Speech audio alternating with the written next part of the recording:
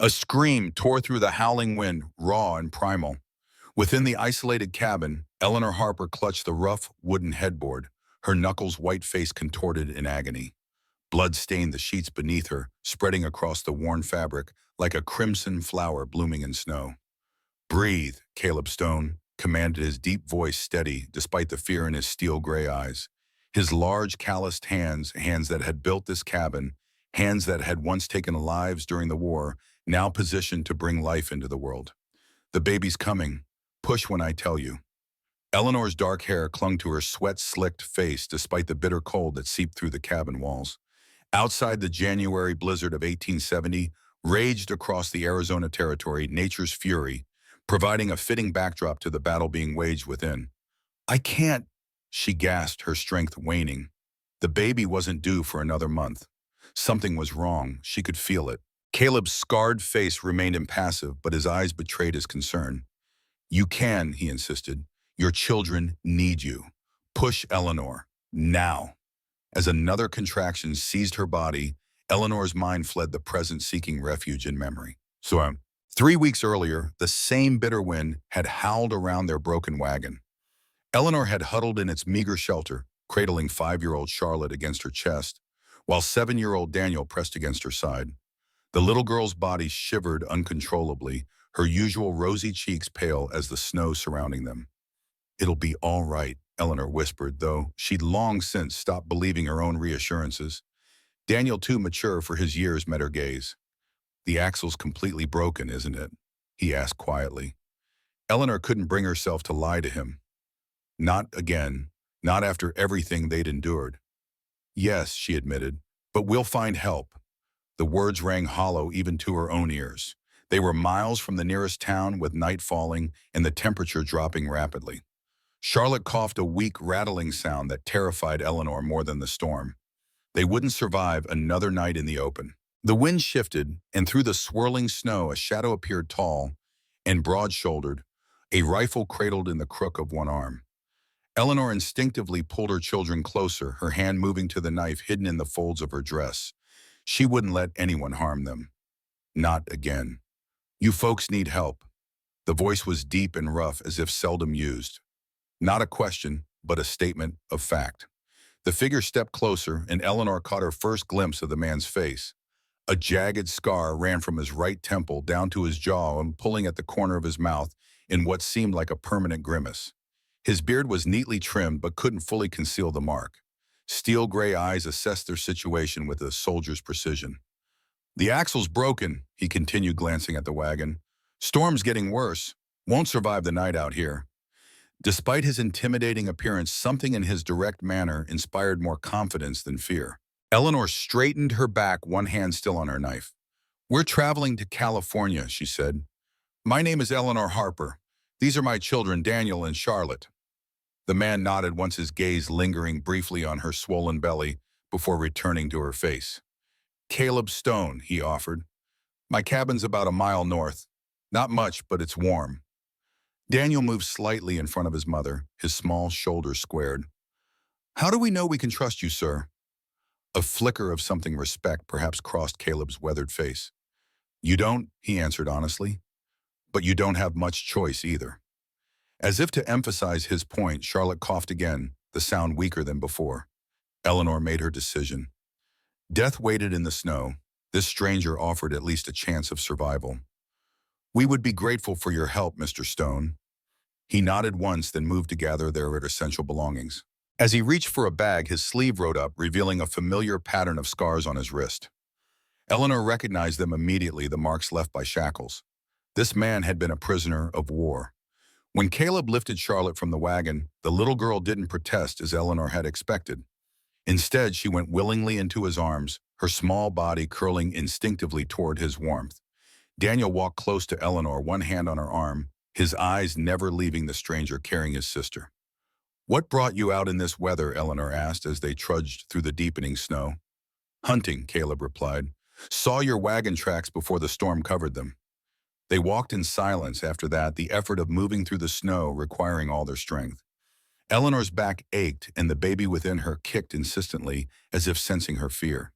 When the cabin finally came into view, a solid structure of rough-hewn logs, with smoke curling from the chimney, she nearly wept with relief.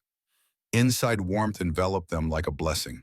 The cabin was simple but well-built one main room with a large stone fireplace, a wooden table with 4 chairs, a small kitchen area, and 2 doors that presumably led to bedrooms. Everything was immaculately clean, but the space felt empty somehow, as if waiting for something or someone to fill it.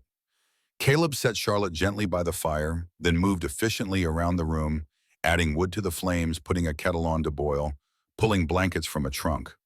Eleanor helped Daniel out of his snow-crusted clothes, her eyes continually drawn to her silent daughter.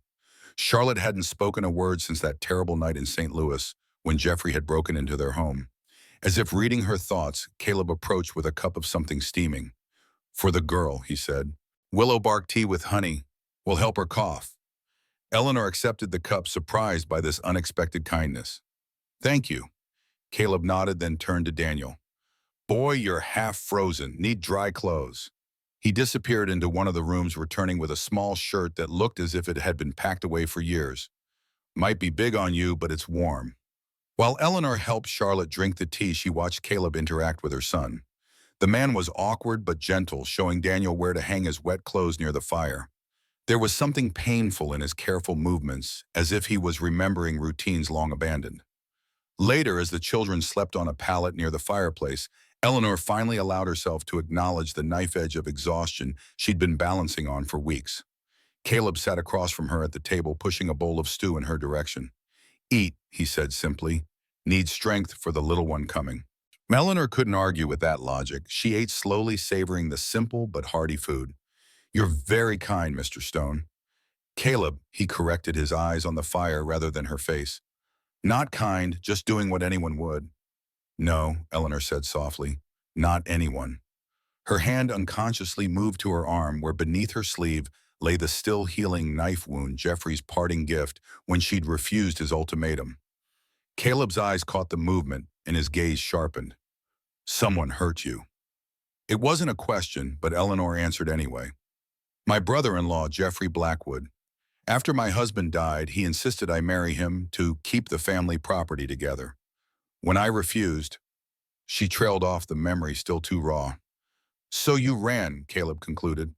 Eleanor nodded absently, rubbing her swollen belly. "Edward, my husband, left debts I didn't know about. Jeffrey offered to pay them in exchange for my hand. When I refused, he became insistent. Said he wouldn't let me take what belonged to the family." "The children," Caleb guessed, his voice hardening. "And the baby," Eleanor confirmed. "He said no Blackwood would be raised by a penniless widow. So we left that night. I had a little money saved, enough to get us to California, where my cousin lives." Caleb was silent for a long moment. "How long since your husband passed?" "4 months," Eleanor answered, the lie coming easily after so much practice. "Fever took him quickly." Something in Caleb's expression suggested he didn't entirely believe her, but he didn't press. Instead, he rose and moved to a cabinet, retrieving a small wooden box. When he returned, he placed it before her and opened the lid.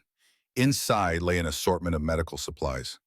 "For your arm," he explained, gesturing to where she'd been unconsciously holding it. "Infection can be dangerous, especially in your condition." Eleanor hesitated, then slowly rolled up her sleeve, revealing the angry red gash that ran from wrist to elbow. It had been healing, but the difficult journey had reopened parts of it. Caleb's face remained impassive, but his hands were gentle as he cleaned and rebandaged the wound. "Not your first scar," he observed, noting older marks on her pale skin. "Jeffrey has a temper," she said quietly, not meeting his eyes. "Edward was often away on business." Caleb's jaw tightened, but he said nothing more until he'd finished tending her arm. "You and the children can take the room on the right," he said, nodding toward one of the doors. "I'll sleep out here." "We've imposed enough," Eleanor protested. "We can't take your bedroom." "Not mine," Caleb said, something dark flickering in his eyes. "Guest room. Bed's clean. Rest now. Storm won't let up for days." Before she could thank him again, he retreated to the porch despite the bitter cold. Through the window, Eleanor watched his silhouette, a solitary figure against the swirling snow, as still and unyielding as the mountains beyond. In the small bedroom, she found a comfortable bed with fresh linens, a chest of drawers, and a small table with a lamp. Simple, functional, yet something about it felt unused. as if it had been prepared long ago and then left waiting.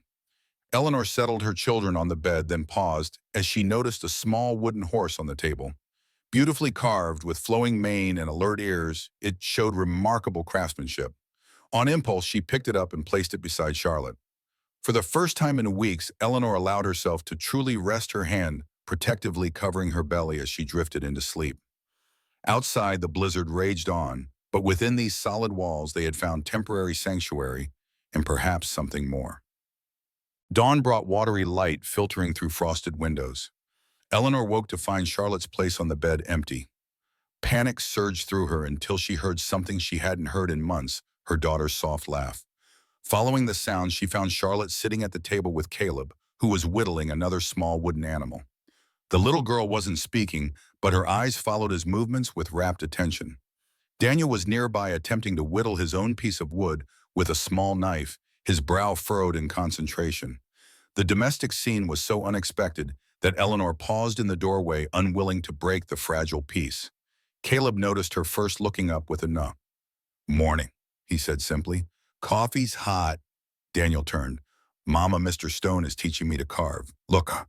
He proudly held up a small, misshapen lump that might have been intended as a bear. "Very impressive," Eleanor said, smiling at her son's enthusiasm. Charlotte didn't speak, but she reached for the wooden horse, holding it up for her mother to see. The little girl's eyes were brighter than they had been in weeks. Some color returned to her pale cheeks. "She likes horses," Caleb said. His rough voice softened. "Made another for her this morning." Eleanor moved to the stove where a pot of coffee simmered, hiding her surprise at this unexpected kindness. Caleb Stone was not what she had initially assumed, a gruff mountain man offering reluctant shelter. There was depth to him in a gentleness that his scarred exterior concealed. As the day progressed, the storm continued unabated, trapping them in the cabin. Caleb proved a surprisingly accommodating host, producing books for Daniel Morewood, for Charlotte to watch him carve, and insisting Eleanor rest whenever possible. By evening, when the children were asleep again, Eleanor found herself once more sitting across from Caleb at the table. A comfortable silence had settled between them, broken only by the howling wind and crackling fire. "You're good with children," she observed. Caleb's hands stilled on the piece of wood he was working. "Had practice," he said after a moment, the words heavy with something unspoken. Eleanor's eyes drifted around the cabin, noting details she'd missed before: a small piano in the corner covered with a cloth, a shelf of books that seemed too delicate for his large hands, a door that remained firmly closed, the second bedroom that he never entered. "This cabin feels like a home," she said carefully. "One that's been waiting." Caleb's jaw tightened. He set down his knife and wood, then rose abruptly. "Need to check the livestock," he muttered, reaching for his coat. "In this storm?" Eleanor asked, concerned despite herself. He paused, his back to her. "Barn's attached to the back. Won't be long." After he left, Eleanor's curiosity drew her to the covered piano. Lifting the cloth revealed a beautiful instrument, well-crafted and once well-loved, judging by the worn keys. A thin layer of dust suggested it hadn't been played in years. Nearby, a bookshelf held volumes of poetry, medical texts, and children's stories. One book lay separate from the others, a large leather-bound Bible. Eleanor reached for it, surprised by its weight. Opening it, she discovered many pages had been torn out, leaving ragged edges like wounds in the text. A sound made her turn. Daniel stood in the bedroom doorway, rubbing sleep from his eyes. "Mama, I heard music." Eleanor frowned. "Music? I haven't touched the piano." Daniel shook his head. "Not piano, like singing. A lady was singing." He looked around the empty room, confused. "I thought I was dreaming, but it seemed so real." Before Eleanor could respond, the outer door opened, and Caleb returned, bringing a blast of cold air and a few snowflakes with him. His eyes immediately went to the uncovered piano, then to the Bible in Eleanor's hands. Something dark and painful flashed across his face. "I'm sorry," Eleanor said quickly. "I shouldn't have pried." Caleb stood motionless, snow melting on his shoulders. For a moment, Eleanor feared she had irreparably damaged the fragile trust between them. Then his shoulders slumped slightly. "'S all right," he said, hanging his coat by the door. "Been covered too long anyway." Daniel looked between them, sensing the tension. "Mr. Stone," he said hesitantly, "is there a lady here I heard singing?" Caleb went very still. No ladies here, boy, he said, his voice rough. Just the wind playing tricks. But his eyes told a different story, one of shock and perhaps a flicker of something else. Hope, fear. Eleanor couldn't quite interpret it. That night, after Daniel had returned to bed, Eleanor approached the subject directly. There's a story here, she said softly. One you don't have to tell me. But those torn pages in the Bible, the piano, the room you never enter.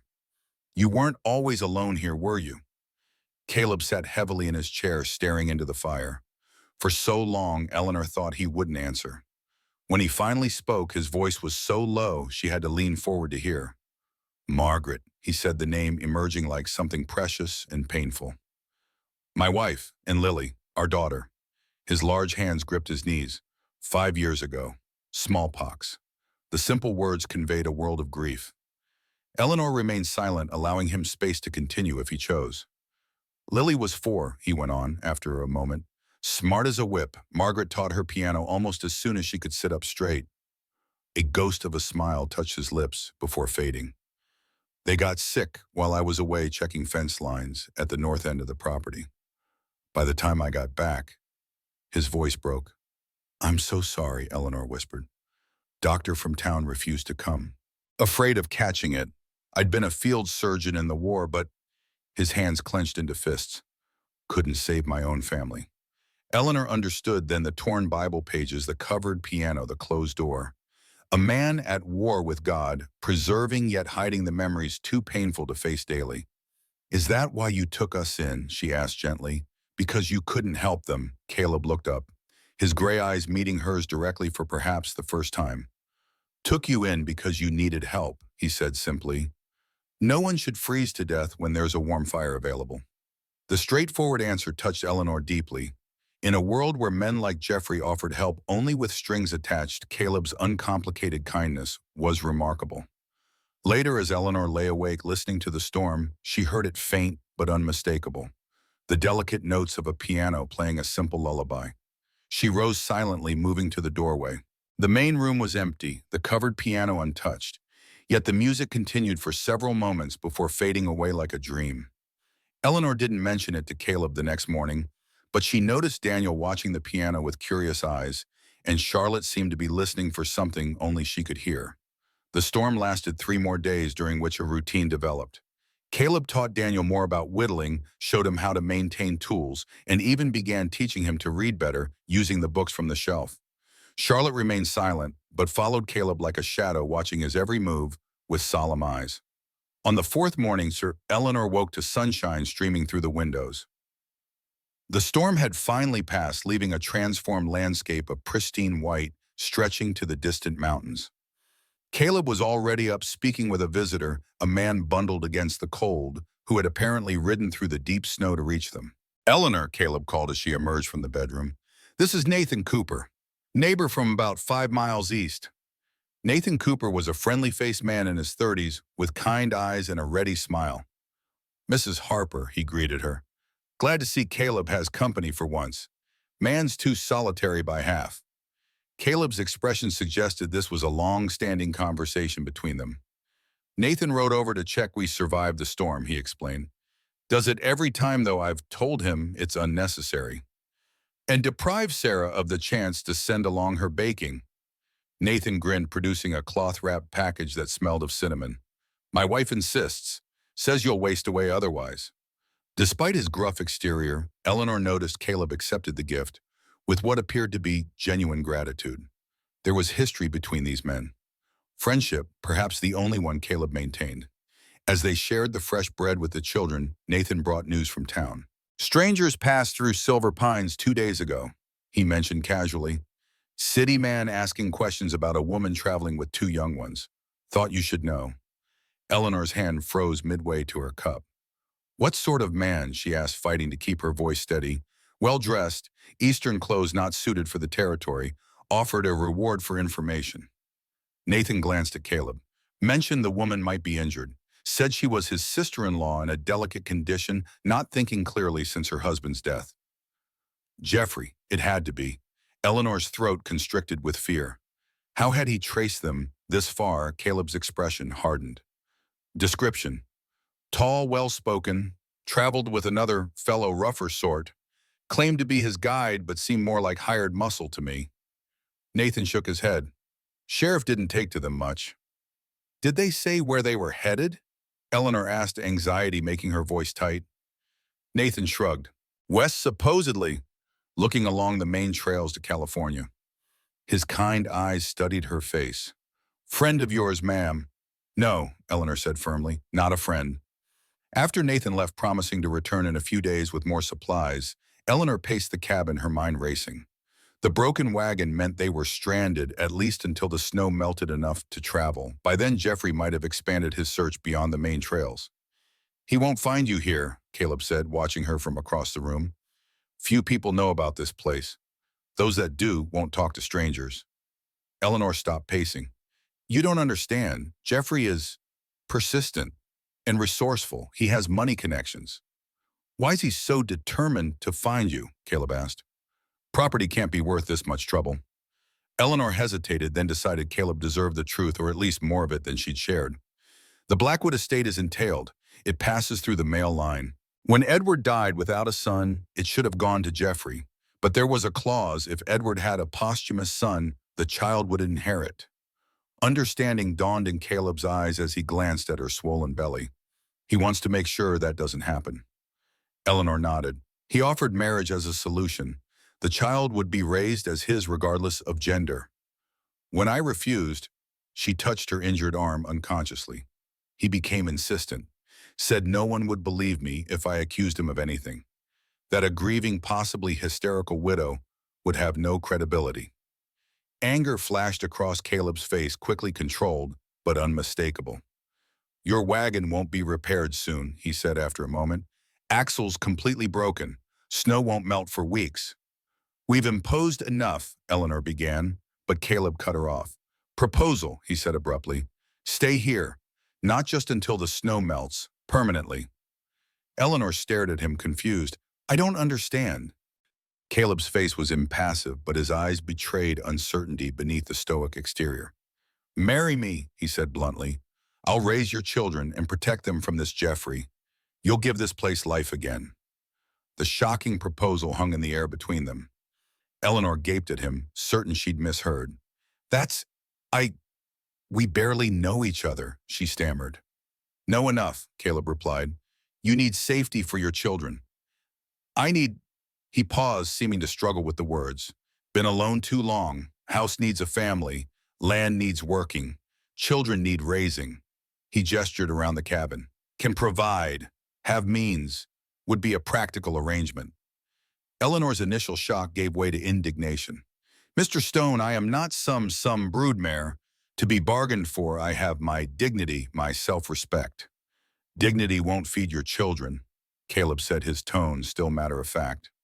Self-respect won't protect them from men like your brother-in-law. Offering a practical solution to your situation.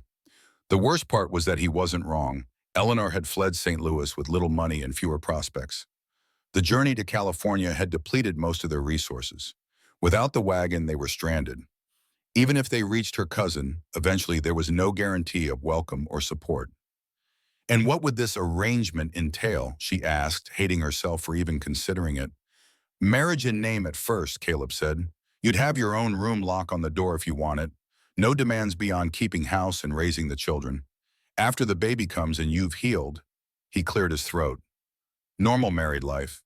Perhaps more children, eventually, if God wills it. The clinical way he outlined the arrangement made Eleanor's cheeks burn with humiliation. Yet beneath her indignation, a treacherous voice whispered that this might be their only chance at safety, a roof over their heads, food on the table, protection from Jeffrey. And if I refuse, she asked. Caleb shrugged. You're welcome to stay until the weather improves. I won't turn you out. But the offer stands. Think on it. With that, he donned his coat and left to tend to chores, leaving Eleanor alone with her turbulent thoughts. That night, after the children were asleep, Eleanor explored the cabin more thoroughly. The door to the second bedroom, the one Caleb never entered, was unlocked. Inside, she found a room preserved like a shrine, a large bed with faded quilts, a woman's brush and mirror, on the dresser a child's doll propped against the pillows. On the wall hung a portrait, a pretty woman with kind eyes and a young girl with golden curls and a mischievous smile. Margaret and Lily forever frozen in a moment of happiness. Eleanor closed the door softly, feeling like an intruder. In the main room, she approached the Bible again, examining the torn edges more carefully. The missing pages contained passages about God giving and taking away, about all things working together for good. Verses meant to comfort that had instead become salt in wounds too deep for platitudes. When Caleb returned, he found her sitting at the table, the Bible open before her. "My father was a minister," Eugenia said without preamble. "He preached every Sunday about God's perfect plan, about how faith could move mountains." She traced the ragged edges where pages had been removed. "After Edward died, after Jeffrey," she shook her head, "I find those beliefs harder to hold." Caleb stood motionless by the door, snow melting from his boots. "What kind of God lets children die?" He asked the question, clearly rhetorical, born of years of silent wrestling. What kind of father watches his own children suffer and does nothing? The questions hung in the air, unanswerable in their raw pain. Eleanor didn't try to offer empty consolations or theological justifications. Instead, she closed the Bible gently and set it aside. "I don't know," she admitted. "I've asked similar questions these past months and found no satisfying answers." Something in Caleb's posture eased slightly at her honesty. He moved to the fire, adding another log. The silence between them was companionable now, shared grief creating a bridge neither had expected. "Your proposal," Eleanor said finally. "I need time to consider it." Caleb nodded once. "Time we have. Snow won't melt till spring." The next morning, Daniel woke from another dream of singing. "She was in our room this time," he insisted over breakfast, standing by Charlotte's bed. She had yellow hair and was wearing a blue dress. Eleanor exchanged a glance with Caleb, whose face had gone very still. "Just a dream, honey," she assured her mom, though she wasn't entirely convinced herself. Charlotte, who had been quietly eating her porridge, suddenly looked up. Taking a piece of paper and a pencil Caleb had given her, she drew a quick, childish sketch of a girl with curly hair. She pushed it across the table toward Caleb, then resumed eating, as if nothing had happened. Caleb stared at the drawing, his hand trembling slightly as he picked it up. "Lily," he whispered so quietly Eleanor barely heard him. Charlotte glanced up again, meeting Caleb's stunned gaze. She didn't speak, but she nodded once solemnly before returning to her breakfast. Later, while the children were napping, Eleanor confronted Caleb directly. "Charlotte hasn't spoken a word since the night Jeffrey broke into our home," she said. "Hasn't drawn or shown interest in anything until now. Whatever's happening, I think it's helping her." Caleb sat heavily in his chair, the drawing still in his hand. "You believe in ghosts, Mrs. Harper?" Eleanor considered the question seriously. "I believe there are things we don't understand," she said finally, "things beyond our comprehension." "Margaret used to play the piano at night," Caleb said softly. "After Lily was asleep, said it helped her think." He looked toward the covered instrument. "Sometimes I think I still hear it." Eleanor followed his gaze. "I heard it too," she admitted. "2 nights ago, a lullaby." Their eyes met across the room, a moment of perfect understanding passing between them. Whatever was happening in this cabin, they were experiencing it together. The days settled into a rhythm. Caleb taught Daniel practical skills, whittling basic carpentry, how to build and maintain a fire. The boy thrived under the attention, his natural curiosity finding outlet in useful tasks. Charlotte remained silent, but she began drawing regularly pictures of a girl with yellow curls, sometimes accompanied by a woman with similar features. Occasionally, the mysterious piano music would drift through the cabin at night, though the instrument remained untouched under its cloth. Nathan Cooper visited again, bringing supplies and news. The strangers had moved on from Silver Pines, continuing west, but rumors suggested they might return. "Man seemed determined," Nathan reported, "offered more money for information. Some folks might be tempted." The warning heightened Eleanor's anxiety. Jeffrey was circling closer like a predator, stalking wounded prey. Caleb, noticing her distress, became even more vigilant, checking the property's perimeter regularly and keeping his rifle close at hand. One evening, as a fresh snowfall blanketed the world outside, Eleanor made her decision. She found Caleb on the porch, staring out at the pristine white landscape. "Before I give you my answer," she said, drawing her shawl tighter against the cold, "there's something you should know. Something I haven't told you about why I fled St. Louis." Caleb turned to face her, his expression unreadable in the fading light. Eleanor took a deep breath, steadying herself. "Edward didn't die of fever. She confessed the words painful after months of deception. He took his own life.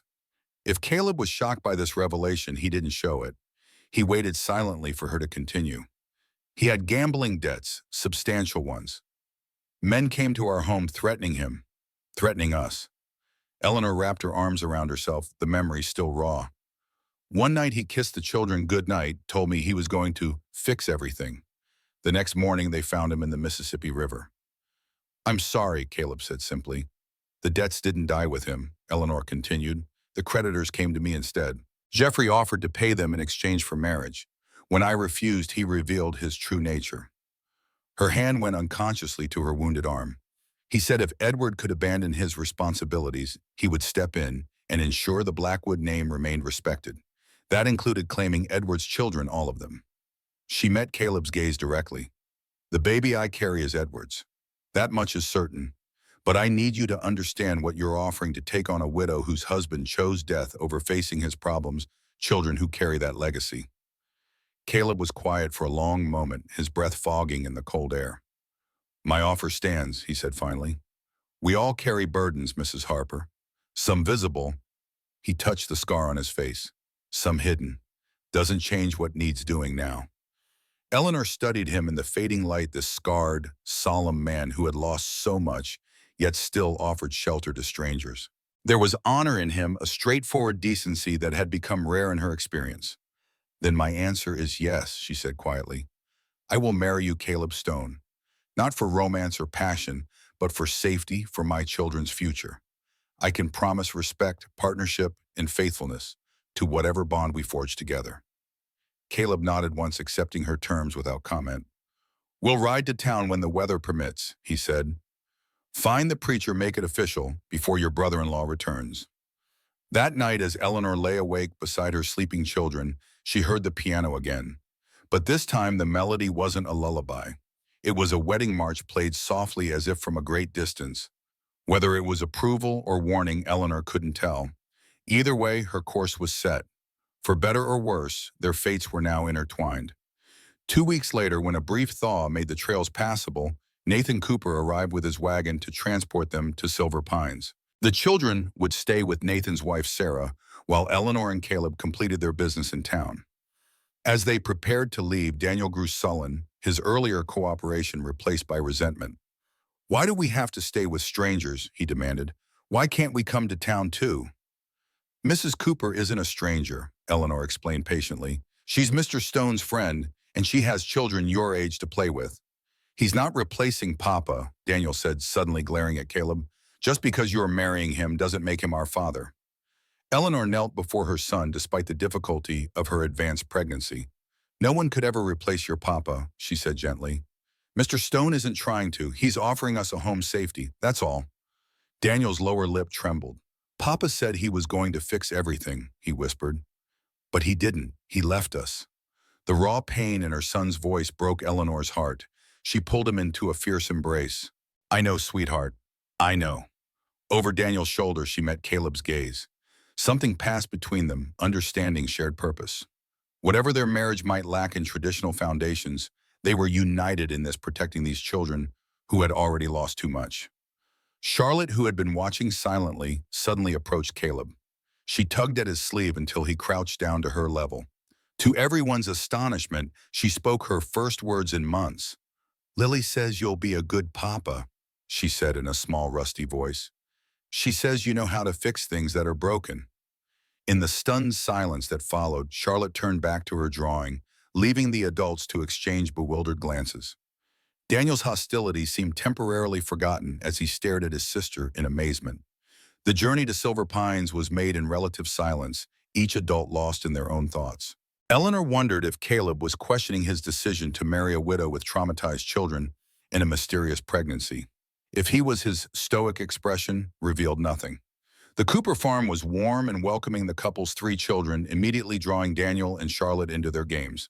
Sarah Cooper, a motherly woman with laugh lines around her eyes, assured Eleanor the children would be well cared for. They'll be safe here, she promised, her kind eyes understanding Eleanor's anxiety. Nathan will keep watch and we're well out of the way of main trails. No strangers will find them. In Silver Pines, a small but growing settlement with one main street, Caleb led Eleanor directly to a white-clapboard church. The minister, Reverend Richardson, was a tall man with silver-streaked hair and gentle eyes behind wire-rimmed spectacles.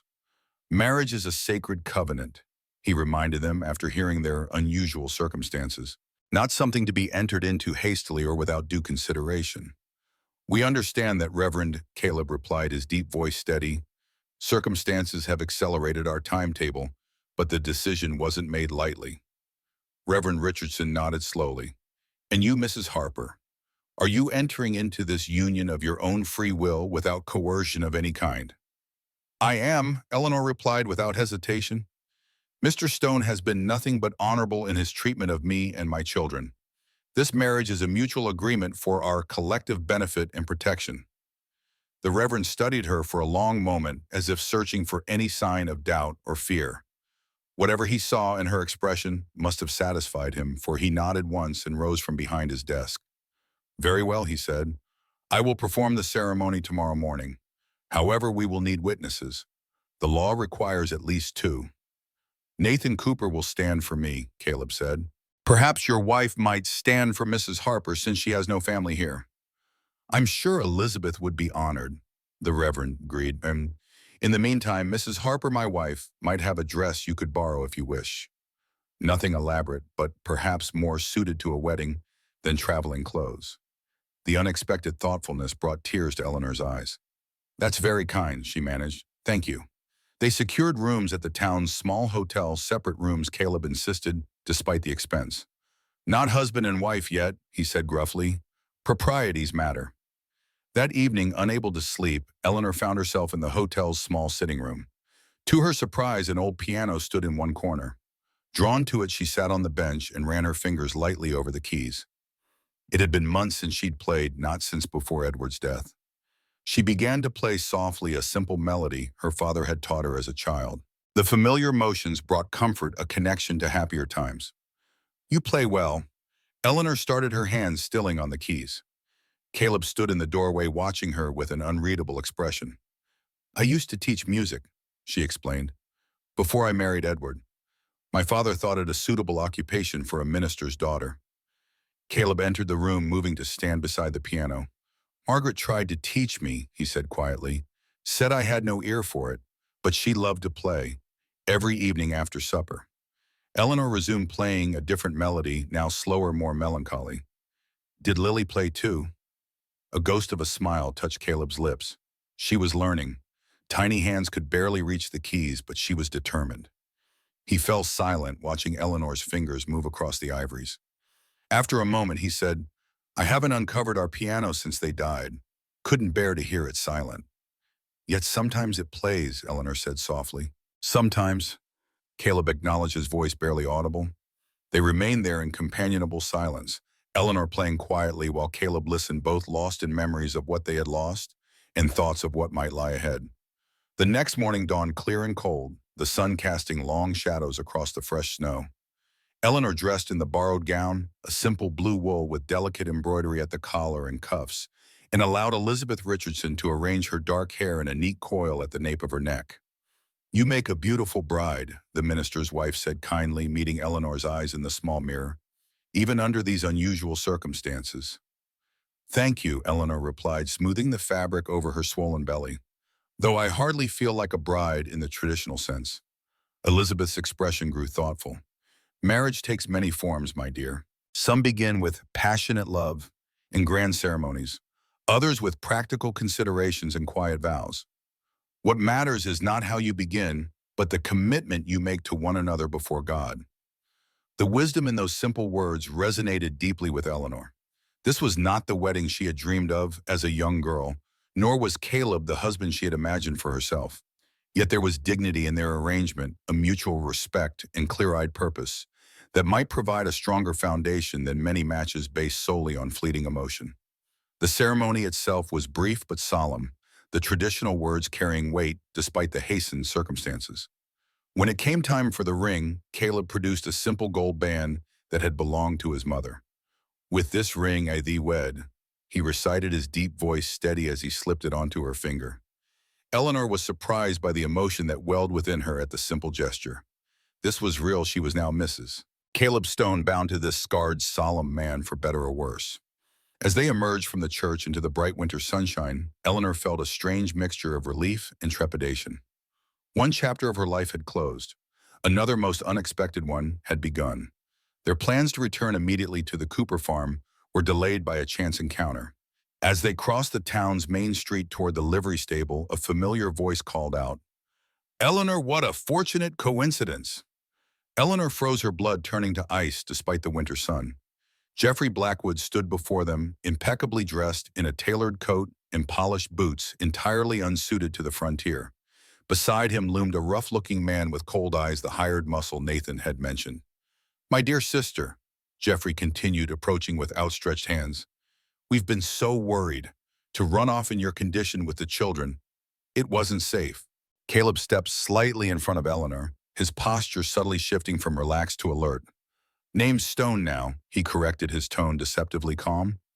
"Mrs. Stone is my wife." Jeffrey halted, surprise flickering across his handsome features before he masked it with a polite smile.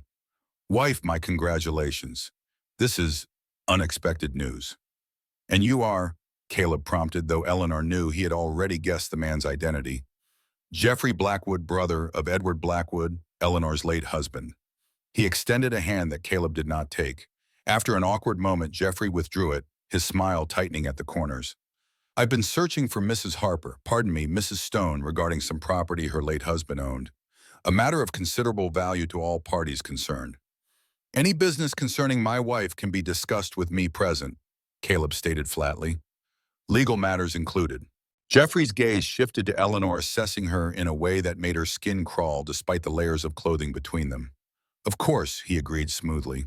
"I merely wish to inform the lady that her late husband's affairs have been settled in a manner that might surprise her. Perhaps we could discuss this over dinner. My treat, of course, to celebrate your recent nuptials." The invitation was clearly a trap, an attempt to separate them from the safety of witnesses, to apply pressure in an environment of Jeffrey's choosing. Eleanor placed a hand on Caleb's arm, a silent communication of her unease. "Another time, perhaps." Caleb declined. "We need to collect our children and return home before dark." At the mention of children, something predatory flickered in Jeffrey's gaze. "Ah, yes, the little ones. I do hope they're well. Winter can be so hard on young children." The implied threat, however veiled, was unmistakable. Caleb's body tensed beneath Eleanor's hand, though his expression remained impassive. "They're thriving," he said shortly. "Now, if you'll excuse us, Mr. Blackwood, daylight's wasting." As they moved to step around him, Jeffrey spoke again, his voice pitched low enough that only they could hear. "This hasty marriage won't protect what isn't rightfully yours, Eleanor. Your husband's debts remain outstanding, and certain parties have legal claim to what he left behind. One way or another, we will collect what is owed." Caleb turned back, his gray eyes cold as the winter sky. "Threats against my family are unwise, Blackwood," he said quietly. "This territory has simple justice for men who endanger women and children."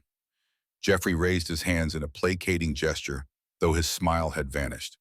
"No threats, Mr. Stone, merely stating facts. Business is business, after all." "And family is family," Caleb returned. "Remember that." Without waiting for a response, he guided Eleanor toward the livery stable, one hand protectively at the small of her back.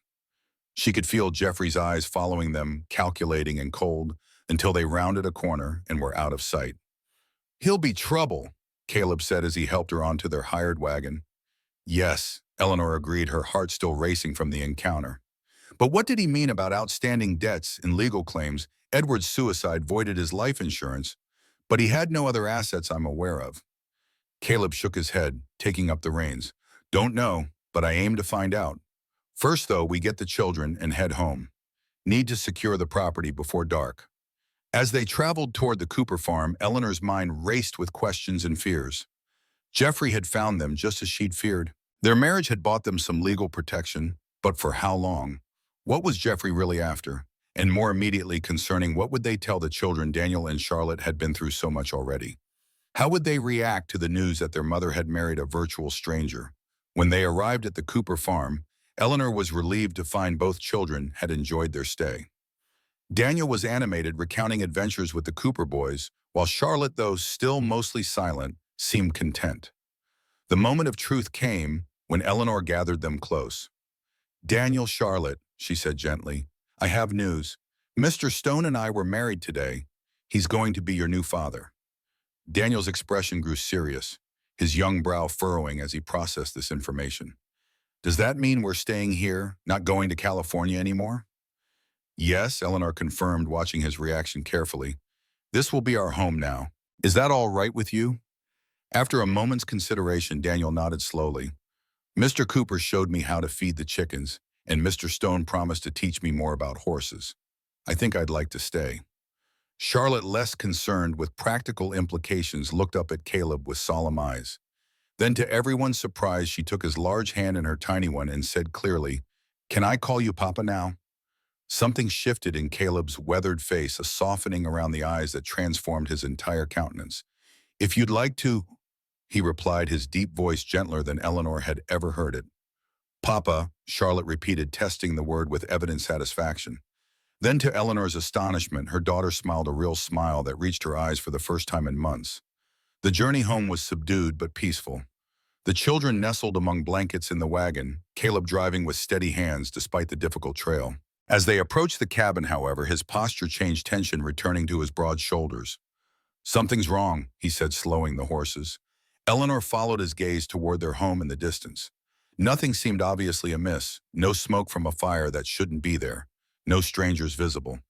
"What is it?" she asked anxiously. "Tracks," Caleb replied tersely. "Fresh ones leading to and from the cabin. Someone's been there while we were gone." Fear clutched at Eleanor's heart. "Jeffrey." "Maybe." Caleb handed her the reins. "Stay with the children. I'll check it first." "No," Eleanor said firmly, surprising herself with her own resolve. "We stay together. All of us." Caleb's expression darkened. "Could be dangerous." "More dangerous to separate," Eleanor countered. "If it is Jeffrey, that's exactly what he wants, to divide us, make us vulnerable." For a moment, Caleb looked as if he might argue further. Then he nodded once, accepting her decision. "Stay in the wagon with the children," he instructed. "I'll check the cabin first." As they drew closer, Eleanor could see what had alerted Caleb, a set of horse tracks leading to and from the cabin, partially obscured by fresh snowfall, but still clearly visible. The door of the cabin stood slightly ajar, another sign that someone had been there in their absence. Caleb brought the wagon to a halt at a safe distance, then reached beneath the seat to retrieve a rifle Eleanor hadn't realized was there. He checked it quickly, his movements efficient and practiced. "Stay here," he repeated, fixing her with a stern gaze. "Any sign of trouble, take the reins and head straight back to town. Reverend Richardson will help you." Before Eleanor could respond, Caleb was moving toward the cabin, rifle at the ready, his footsteps nearly silent despite his size. She gathered the children closer, one arm around each of them, whispering reassurances she didn't entirely feel. Caleb approached the cabin cautiously, using the corner of the structure as cover, before quickly crossing to the partially open door. With the rifle braced against his shoulder, he pushed the door wider with his boot, then disappeared inside. The minutes of his absence stretched like hours, each breath suspended in Eleanor's throat, as she strained to hear any sound from within the cabin. Daniel and Charlotte huddled against her, sensing the tension, though she had tried to shield them from the worst of her fear. Finally, Caleb reappeared in the doorway, his expression grim, but his posture less tense. He gestured for them to approach. "It's safe," he called, "but they've been through everything." Relief at his safety mingled with fresh anxiety as Eleanor helped the children down from the wagon. What had the intruders been looking for? And had they found it? The interior of the cabin showed signs of a methodical search. Drawers, pulled open their contents, disturbed the bedding. In the small guest bedroom, partially stripped, Caleb's storage chests opened and rifled through. Nothing appeared to be missing or destroyed, but the violation of their space was evident in every displaced item. "They were looking for something specific," Caleb observed, surveying the disarray. "Not random theft." "Documentation of Edward's debts, perhaps," Eleanor suggested, one hand protectively covering her rounded belly as the baby within shifted restlessly. "Or proof of my marriage to you." Caleb nodded grimly. "Could be. The marriage certificate is safe, though." He moved to the carved chest in the corner, the one that had contained Margaret's belongings, which Eleanor had noticed weeks ago, but never opened. To her surprise, it stood undisturbed amid the chaos, its intricate lid still closed. They didn't touch this? She asked, puzzled. Hidden catch in the carving, Caleb explained, running his finger along a specific pattern in the wood. There was a soft click and a small drawer slid out from the side of the chest, a secret compartment invisible to casual inspection. From this hidden space, Caleb withdrew several folded documents, checking that they were undamaged before returning them to their hiding place. Marriage certificate, deed to the land, birth certificate for Lily, all safe. The practicality of his precautions impressed Eleanor anew. Even before their marriage, Caleb had protected his most important documents from potential intruders, suggesting he had experience with such threats, or at least the foresight to anticipate them. We should report this to the sheriff, she suggested, beginning to straighten the disrupted bedding. Caleb's expression grew skeptical. Sheriff Winters spends most days in the saloon, he said, and he's known to be friendly with business interests passing through. Don't expect much help from that quarter. The information was disheartening but not entirely surprising. In frontier communities, law enforcement often aligned with powerful commercial interests rather than individual settlers. Then what do we do? Eleanor asked, pausing in her efforts to restore order to their home. Jeffrey clearly isn't going to simply accept our marriage and leave us in peace. We prepare, Caleb replied, his tone matter of fact. Secure the property, keep watch, and find out exactly what claim Blackwood thinks he has on your late husband's affairs. He moved to help her with the bedding, his large hands surprisingly deft at smoothing the rumpled sheets. For tonight, though, we rest. Been a long day for all of us. Indeed, it had been, Eleanor realized with a sudden wave of exhaustion. Morning had found her a widow, considering an unusual proposition. Evening saw her a newlywed wife whose home had been invaded by unknown threats. The emotional toll of such transitions was beginning to make itself felt in a bone-deep weariness. Yes, she agreed, sinking onto a chair as her legs threatened to give way beneath her. Rest first, plans tomorrow. Caleb's gaze sharpened at her evident fatigue. You should lie down, he said, concern evident in his usually stoic expression. Children and I can manage the tidying. I'm fine, Eleanor began to protest, but a sudden sharp pain in her lower back made her gasp, undermining her assertion. In an instant, Caleb was beside her, one large hand supporting her elbow. Eleanor, he questioned, the use of her given name betraying his concern. Just tired, she assured him, though the pain had been more intense than mere fatigue would explain. And the baby is restless today. Caleb's expression suggested he wasn't entirely convinced, but he didn't press the matter. Bed rest, he said firmly. Doctor's orders, remember. It was true that the physician in Silver Pines, whom they had consulted briefly after the wedding, had advised rest, particularly in the final weeks of pregnancy. Eleanor nodded, allowing Caleb to help her to the bedroom, where Daniel and Charlotte were already attempting to restore order to the disrupted space. Mama needs to rest, Caleb told them, his tone gentle but authoritative. Let's finish this together and let her sleep a while. The children accepted this direction without argument, their earlier anxiety giving way to the practical task of setting things right.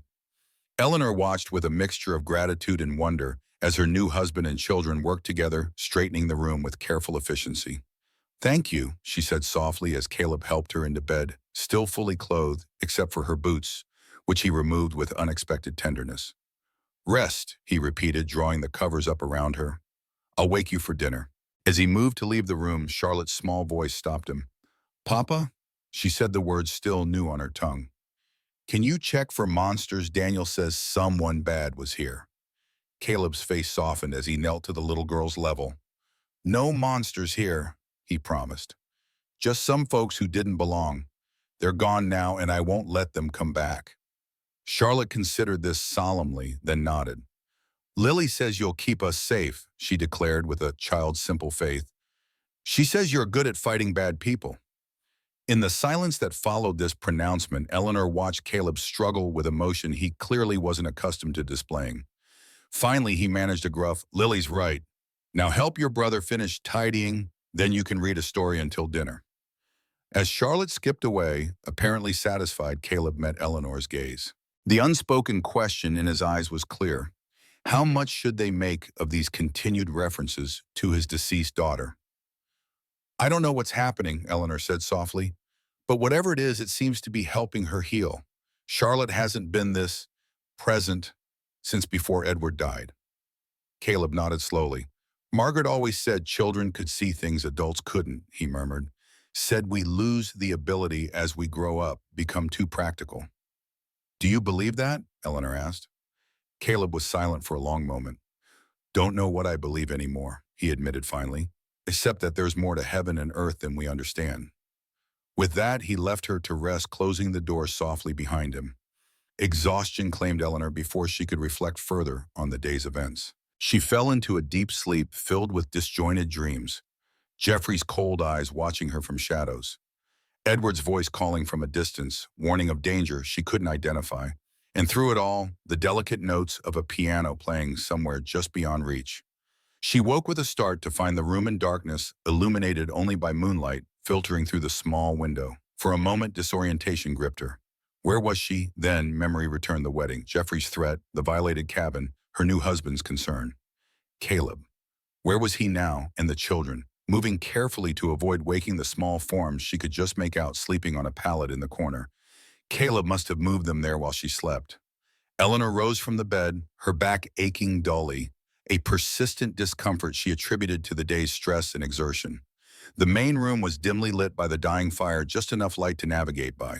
Caleb sat in a chair near the hearth, rifle across his knees, clearly standing watch despite the late hour. He looked up as she entered, instantly alert despite his evident fatigue. Everything all right? He asked quietly. Yes, Eleanor assured him, moving to sit in the chair opposite his, though I might ask you the same question. Have you slept at all? Caleb shook his head. Someone should keep watch at least for tonight. The implication was clear. He expected Jeffrey or his agents might return, perhaps hoping to catch them vulnerable in sleep. The thought sent a chill through Eleanor, despite the fire's lingering warmth. You can't stay awake indefinitely, she pointed out. We could take turns. A ghost of a smile touched Caleb's lips beneath his beard. Done plenty of night watches during the war, he said. Can manage on catnaps. It was a rare reference to his time as a soldier, a part of his past he seldom mentioned. Eleanor found herself curious about that chapter of his life. What battles he had seen, what horrors he had witnessed, how those experiences had shaped the man he had become. Which regiment were you with? She asked, hoping the question wasn't too intrusive. Caleb's expression grew distant, his gaze fixed on some point in the past, visible only to him. 7th Illinois Cavalry, he said after a moment. Enlisted in 61 after Bull Run, fought through to the end. 4 years of war years that had broken many men physically or spiritually or both. Yet Caleb had emerged whole enough to build a life afterward, to marry Margaret and father Lily, to create this homestead with his own hands. Was it very terrible? Eleanor asked softly, knowing the question was inadequate, but unable to formulate a better one. Parts of it, Caleb acknowledged, his voice low. Other parts, there was brotherhood, purpose, clarity of right and wrong that civilian life often lacks. It was a more nuanced response than Eleanor had expected, revealing a depth of reflection she was coming to recognize as characteristic of this outwardly taciturn man. Caleb Stone might speak rarely, but when he did, his words carried weight. Is that when you received your scar? She asked, gesturing to the jagged line that ran from his temple to his jaw. Caleb's hand went to the mark unconsciously. Shiloh, he said simply. Confederate saber came close to taking my eye. The casualness with which he referenced such a near-death experience spoke volumes about the life he had lived. Danger was not an abstraction to Caleb Stone, but a familiar companion, one he had learned to acknowledge without fear or drama. I'm glad it didn't, Eleanor said sincerely. Their conversation drifted to other topics: the repairs needed for the cabin after the intruders' search plans for spring planning arrangements for the children. There was an easy practicality to their discussion, a shared focus on the future that felt oddly comforting after months of living a day-to-day in fear. As the night deepened around them, Eleanor found herself studying her new husband's profile in the dim light, the strong line of his jaw beneath the neatly trimmed beard, the slight crook in his nose that suggested it had been broken at some point, the deep-set eyes that had seen so much of both beauty and horror. You should try to sleep again, Caleb said eventually, noticing her scrutiny. Tomorrow will bring its own challenges. As should you, Eleanor countered, at least for a few hours. I can keep watch until dawn. Caleb shook his head. Not in your condition.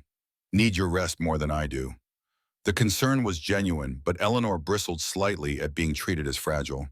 I'm pregnant, not an invalid, she reminded him. Women have been bearing children while working fields and tending homes since the beginning of time. A faint smile ghosted across Caleb's features. Stubborn, he observed, though the word held more admiration than criticism. Like Margaret that way too. Before Eleanor could respond, a sharp pain seized her lower back, radiating around to her abdomen.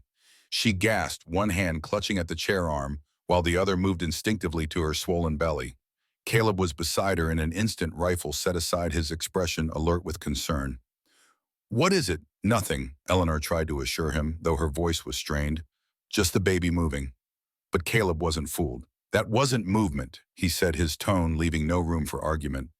How long have you been having pains? Eleanor hesitated, reluctant to cause alarm, but increasingly aware that something significant was happening within her body. Since this afternoon, she admitted, but irregularly. It's too soon. The baby isn't due for weeks yet. Yeah, stress can bring labor early, Caleb said, surprising her with his knowledge. And you've had more than your share today. Another pain gripped her stronger than the last, forcing a small cry from her lips, despite her attempt to remain composed. This was no practice contraction. This was the real beginning of labor, a sensation she recognized from her previous births. The baby is coming, she gasped as the contraction eased. But it's too soon, and the doctor, he's in town. Caleb's expression remained calm, though his eyes betrayed his concern. Not the first birth I've attended, he said, his voice steady. Worked as a field surgeon during the war, and Margaret trained as a midwife before we married. Taught me what to watch for, what to do if no doctor was available. The revelation was unexpected but deeply reassuring. Frontier life had equipped many men and women with skills that would have been specialized professions in more settled communities. If Caleb had medical training and had assisted at births before, they might manage this one without assistance. The children, Eleanor said, another worry surfacing. They shouldn't see this. It might frighten them. Caleb nodded in understanding. Cooper's place is too far in your condition, he said, thinking aloud. But the barn is warm enough with the livestock nearby. I can make them comfortable there until it's over. It wasn't an ideal solution, but it would serve for the emergency they now faced. Daniel was old enough to help keep Charlotte calm, and they would be close enough for Caleb to check on regularly. Another contraction seized Eleanor, closer to the previous one than she had expected. Hurry, she urged through gritted teeth. They're coming faster now. Caleb moved with efficient purpose, first helping Eleanor to the bedroom, then waking the children with gentle but firm instructions. Daniel, blue-eyed with sleep, but sensing the urgency of the situation, took charge of Charlotte with solemn responsibility. Your mama needs quiet for a while, Caleb explained, kneeling to their level. The baby is coming earlier than expected. I've made you a place in the barn where you'll be safe and warm. Daniel, you're in charge of Charlotte until I come for you. Can you be brave for your mama? The boy nodded, his young face set with determination. Yes, sir. That's good. Caleb approved, his hand briefly resting on Daniel's shoulder. There's bread and cheese wrapped in the cloth there and a jug of water. If you need anything urgently, call out, but otherwise stay put until I come. Understand? Yes, sir, Daniel repeated, already taking Charlotte's hand in his. We'll be good. Caleb bundled them into warm clothes, then led them quickly to the barn, returning minutes later with his arms full of clean linens and a kettle of water he set to heat on the stove. Not my first time at this, he reminded Eleanor as another contraction racked her body. Field surgeon during the war, remember delivered babies then too. And Margaret taught me well. The mention of Margaret in this context was oddly comforting, as if the skills Caleb had learned from his first wife were now a gift to his second, a connection across time and loss that might help bring new life safely into the world. The labor progressed with surprising speed, each contraction coming harder and closer than the last. Eleanor, who had endured 2 previous births, was nonetheless unprepared for the intensity of this one. Whether due to the premature timing, the stress of recent events, or simply the unique nature of each birth experience, this labor demanded every ounce of her strength and determination. Caleb proved as good as his word, attending her with calm efficiency that belied his size and usual taciturnity. His large hands, so capable of violence when needed, were gentle, As they supported her back during contractions, bathed her forehead with cool cloths, and eventually prepared to receive the child that was determined to enter the world regardless of circumstances. Almost there, he encouraged, as Eleanor bore down with all her strength, sweat dampening her hair despite the winter chill outside. Can see the head now.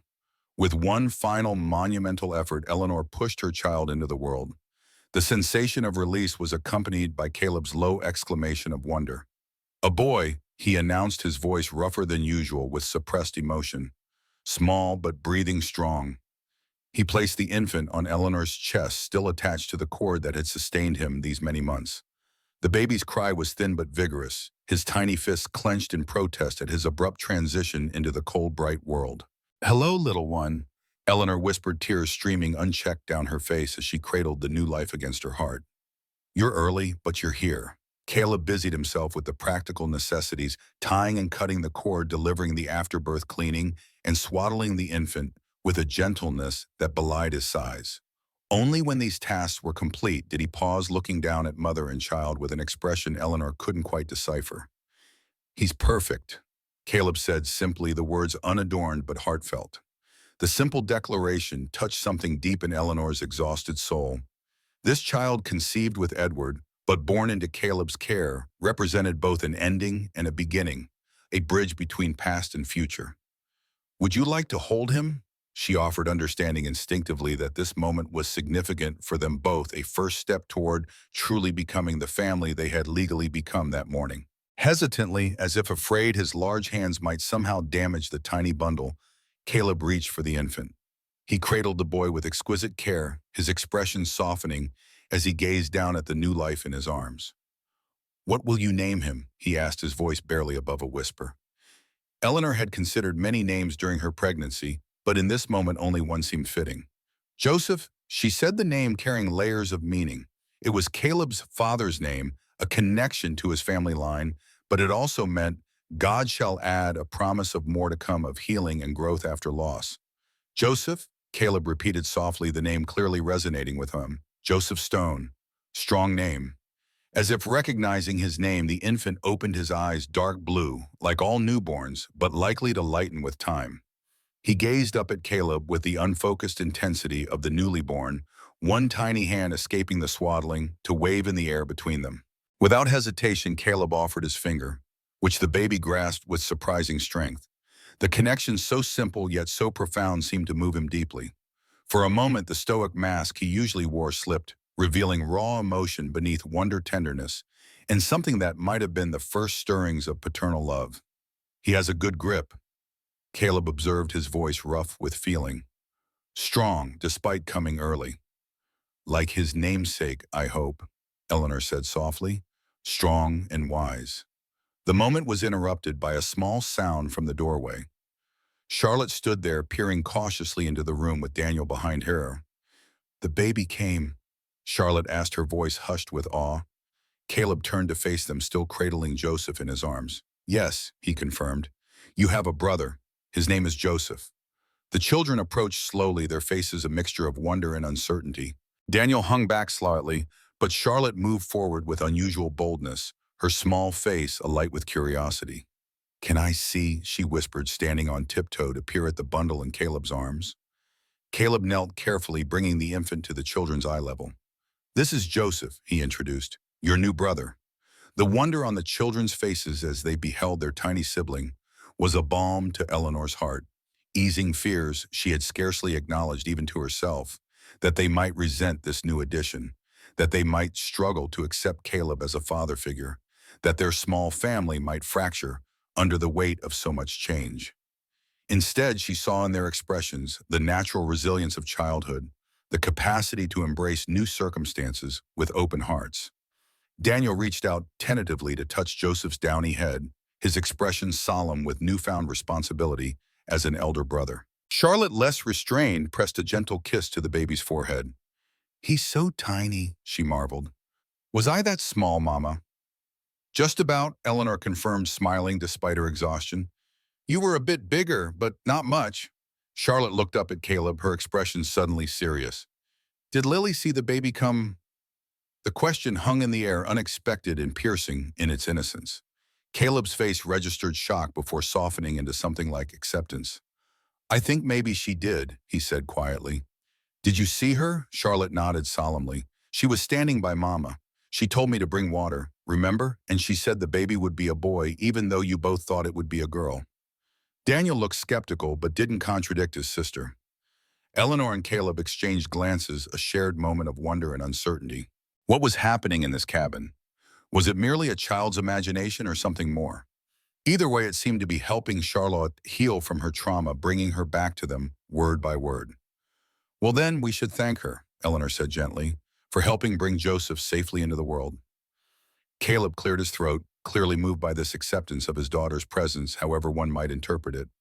Children should rest now, he said, his voice gruff with suppressed emotion. Been a long night. Morning will come soon enough. To Eleanor's surprise, neither child protested. Daniel took Charlotte's hand, leading her back toward the pallet in the corner of the bedroom. We'll be quiet so the baby can sleep, he promised, his young voice serious with responsibility. After they had settled, Caleb carefully returned Joseph to Eleanor's arms. I should check on the livestock, he said. Won't be long. But Eleanor caught his hand before he could withdraw. Stay, she said softly. Just for a while. The animals can wait until dawn. Something flickered in Caleb's eyes, surprise, perhaps, or gratitude.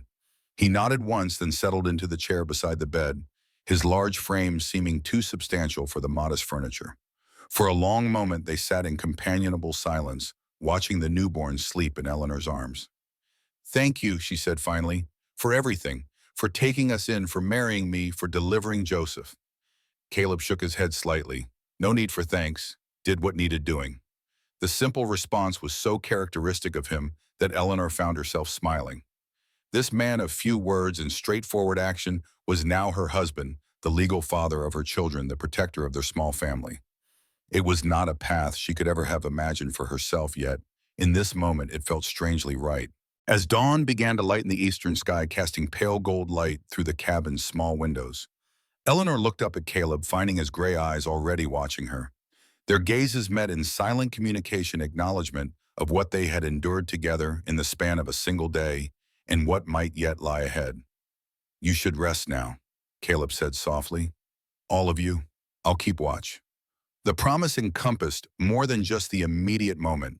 It was a vow of protection, of provision, of presence, through whatever challenges the future might hold. Eleanor recognized it for what it was, not just the duty of a husband, but the commitment of a man who had chosen against all odds to open his heart once more to the possibility of family. Thank you, she whispered, the simple words carrying depths of meaning beyond their syllables. Caleb nodded once, understanding without need for elaboration. Then he moved to the window rifle within reach, positioning himself where he could observe both the approach to the cabin and the sleeping family within. As sleep claimed Eleanor once more, her last conscious thought was of the strange journey that had brought them to this moment, a broken wagon axle in a blizzard, a proposal born of pragmatism, a wedding hastened by threat, a birth arriving earlier than expected. None of it had unfolded according to plan or expectation, yet somehow it had led to this, a new beginning for four wounded souls bound together by choice and circumstance into something that might, with time and care, grow into love. Outside, the sun rose fully over the snow-covered landscape, its light transforming the ordinary scene into something beautiful despite its harshness. Inside, Caleb Stone stood watch over his newly formed family, his scarred face softened by a tenderness few had ever witnessed, his gray eyes alert but peaceful, as he guarded what had so unexpectedly become his to protect. Joseph slept in his mother's arms, his tiny features relaxed in the perfect trust of the newly born. Daniel and Charlotte slumbered on their pallet, their young faces free for once of the worry that had marked them since their father's death. And Eleanor herself rested more deeply than she had in months, held in the safety of a home that had found her when she needed it most. Whatever challenges tomorrow might bring, Jeffrey's threats unresolved, mysteries, the harsh realities of frontier life, they would face them not as strangers thrown together by circumstance, but as a family bound by choice, commitment, and the first fragile tendrils of genuine affection. In this moment of quiet dawn, that knowledge was enough. The days following Joseph's birth settled into a new rhythm. Eleanor recovered her strength gradually, grateful for Caleb's quiet competence in caring for both the infant and the older children. Despite his gruff exterior, he showed remarkable patience with all three, teaching Daniel practical skills, carving more wooden animals for Charlotte, and handling Joseph with a gentleness that belied his large scarred hands. January gave way to February, the winter's grip showing no signs of loosening. Snow continued to fall intermittently, transforming the landscape into an endless sea of white, broken only by the dark shapes of pines and the occasional wildlife seeking food in the frozen world. 2 weeks after Joseph's arrival, Nathan Cooper appeared at their door, his horse's breath clouding in the bitter cold. "Thought I'd check on the new addition," he explained, stamping snow from his boots as he entered the cabin. Sarah sent along more of her baking and some preserves for the little ones. Caleb accepted the gifts with a nod of thanks, while Eleanor invited their visitor to warm himself by the fire. Nathan's friendly face creased with pleasure as Charlotte showed him baby Joseph, who was awake and alert in his simple wooden cradle near the hearth. "Handsome lad," Nathan declared. "Going to be tall like his papa, I'd wager."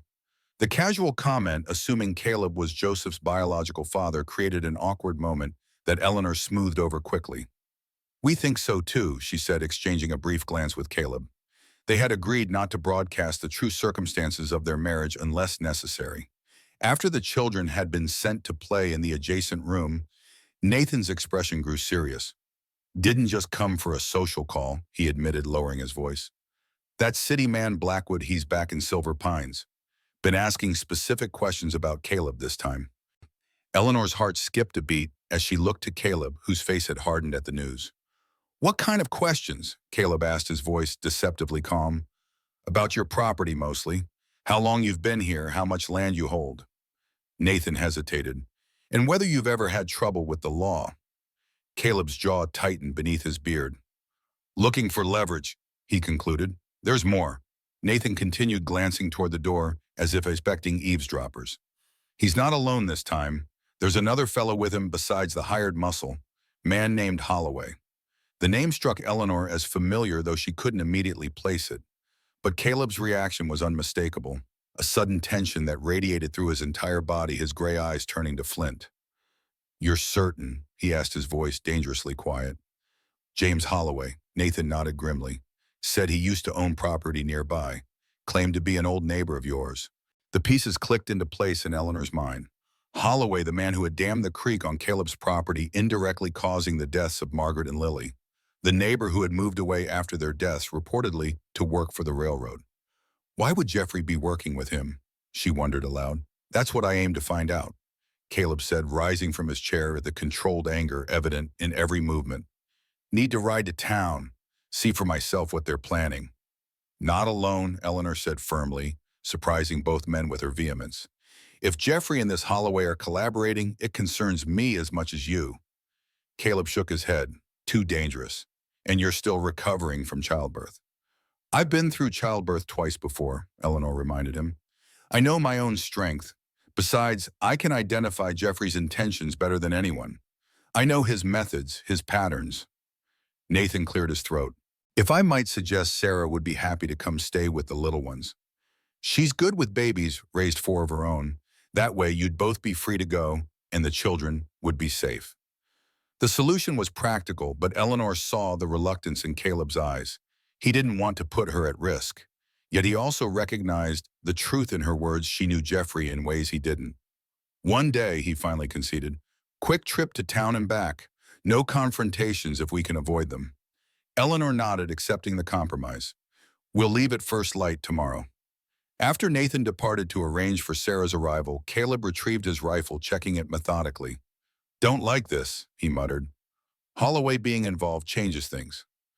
"Tell me about him," Eleanor urged, settling into a chair with Joseph at her breast. "What happened between you?" Caleb's face darkened with old anger. "Moved in the spring after Lily was born. Bought land upstream from here. Seemed friendly enough at first." His hand stilled on the rifle, until he realized there was silver on his property. "Silver?" Eleanor repeated, surprised.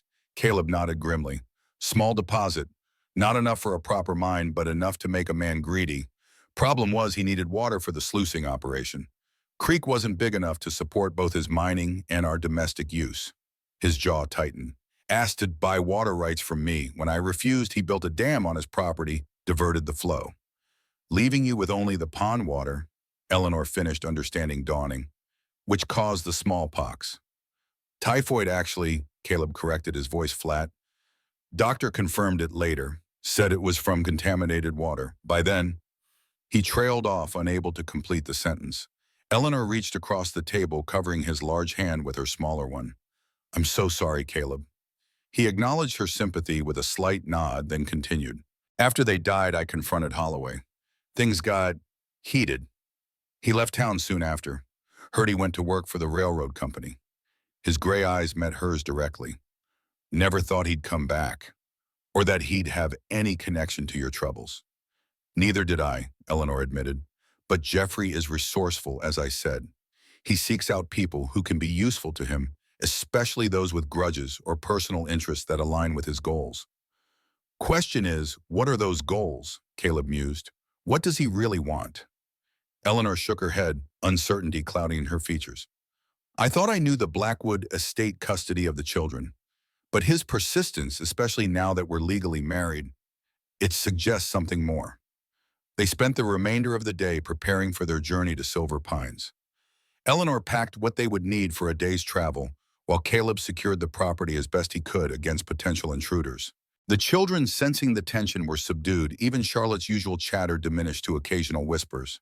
That night, after the children were asleep, Eleanor found Caleb on the porch, staring out at the moonlit snow. She joined him, drawing her shawl tight against the cold.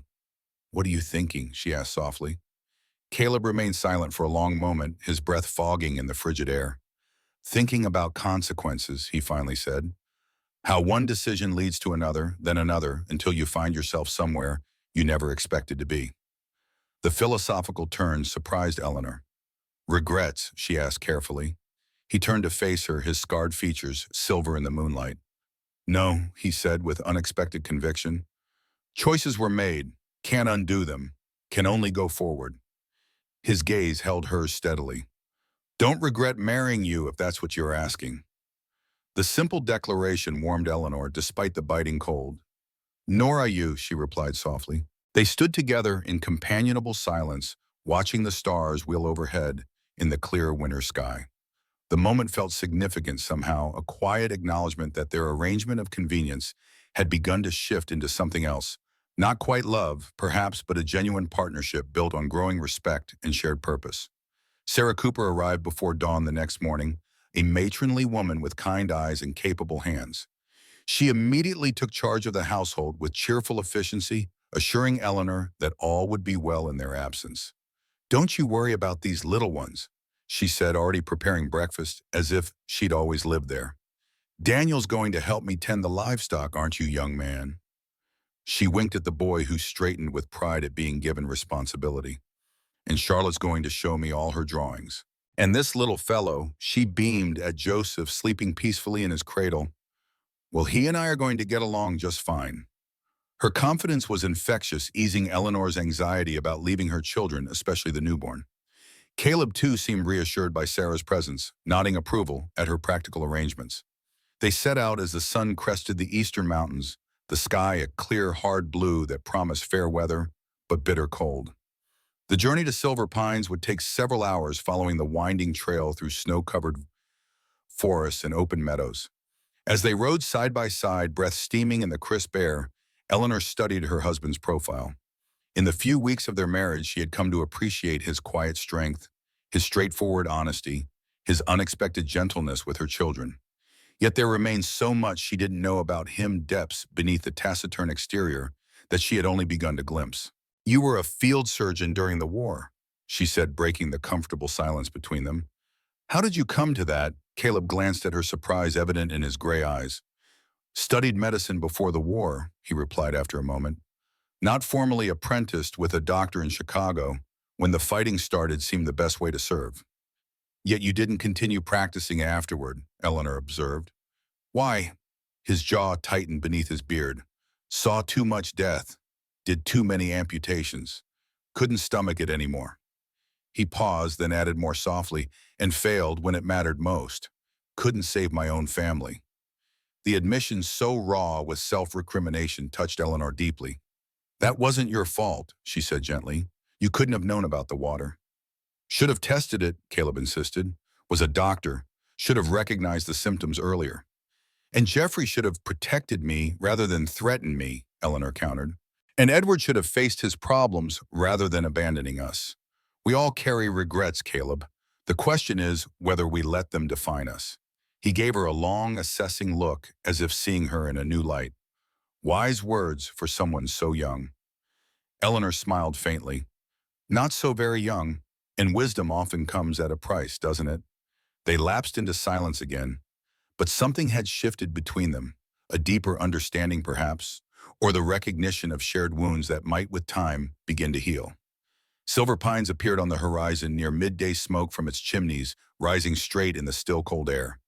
As they approached the outskirts of town, Caleb reined in his horse. Need to be careful, he said, scanning the buildings ahead. If Blackwood and Holloway are here, they'll have eyes watching. Best if we separate. I'll stable the horses at the livery, make some inquiries there. You check with Reverend Richardson. He hears most of the town gossip through his wife. Eleanor nodded, understanding the strategy. Where shall we meet afterward? Mercantile at 2 o'clock, Caleb decided. Public enough to be safe, private enough to talk. He hesitated, then added gruffly, be careful. If you see Blackwood, don't confront him. Just observe and retreat. I will, Eleanor promised. You do the same with Holloway. With a final nod, they parted at the edge of town, Caleb leading both horses toward the livery, while Eleanor made her way to the church. The settlement was busier than during their previous visit, the brief break in winter weather bringing people out to conduct business before the next storm. The church stood at the far end of the main street, its white clapboard walls bright against the snow. Eleanor found Reverend Richardson in his study surrounded by books and papers, his silver-streaked hair more disheveled than she remembered. Mrs. Stone. He greeted her, rising from his desk with genuine pleasure. What a delightful surprise. How fares married life? Well enough, Reverend, Eleanor replied with a smile. In fact, we've been blessed with a new addition, a son, Joseph, born just 2 weeks ago. The minister's eyebrows rose in surprise. So soon, the Lord works in mysterious ways indeed. Mother and child are well, I trust. Very well, thank you. Eleanor settled into the chair he offered. Actually, I've come seeking information. I understand there are strangers in town asking questions about my husband. Richardson's expression grew serious. Ah, yes, your brother-in-law, Mr. Blackwood, and his associates. They've made quite an impression, I'm afraid. Not entirely positive. What sort of questions has he been asking? The Reverend sighed, removing his spectacles to polish them thoughtfully. Primarily about Mr. Stone's background and property holdings. And about you, of course, Mr. Blackwood seems most concerned about your welfare and that of your children. I'm sure he does, Eleanor said dryly. Richardson's kind eyes studied her face. He implies that your marriage was coerced, that Mr. Stone took advantage of your vulnerable state. Anger flared in Eleanor's chest. That is absolutely false. Caleb has been nothing but honorable and protective. I believed as much, the Reverend assured her. The Caleb Stone I know, while not a regular churchgoer, has always been a man of integrity. However, he hesitated. Please, Reverend, I need to know what we're facing. Richardson nodded reluctantly. Mr. Blackwood has been speaking with Sheriff Winters, quite extensively, and he's been joined by a man named Holloway who claims Mr. Stone once threatened his life. Eleanor's heart sank. The situation was worse than they had feared. What about legal matters? Has Jeffrey filed any formal complaints or claims? Not that I'm aware of, Richardson replied, though there has been talk of family business that requires resolution. Papers from back east that need your signature. Eleanor frowned. What papers could possibly be so important that Jeffrey would track her across the country? The Blackwood estate was entailed, no signature from her could change that. Unless a cold realization dawned. Unless Edward had left other debts, other obligations she wasn't aware of. Thank you, Reverend, she said, rising from her chair. You've been most helpful. Mrs. Stone, Richardson called as she reached the door. Be careful, these men, there's something unsavory about their methods. And Sheriff Winters is not known for his impartiality when financial incentives are involved. The warning confirmed Eleanor's fears. They were facing not just Jeffrey's personal vendetta, but a potentially corrupt local authority as well. She left the church, making her way carefully down the main street toward the Mercantile. The town was small enough that she risked being recognized, so she kept her head down, her face partially concealed by her bonnet and scarf. As she passed the saloon, voices drifted through the swinging doors, one in particular causing her to freeze mid-step. Jeffrey's cultured tones carried clearly in the cold air. Just a matter of time. The marriage is clearly invalid given the circumstances. No court would uphold it once the facts are presented. Another voice responded, deeper and rougher. Don't see why we need the courts at all. Simple solution would be, not here, Jeffrey interrupted sharply. We'll discuss the details later. For now, keep watching Stone's property. I want to know immediately if she tries to leave. Eleanor backed away quickly, heart pounding. She needed to find Caleb to warn him of what she'd overheard. But as she turned, she collided with a solid figure blocking her path.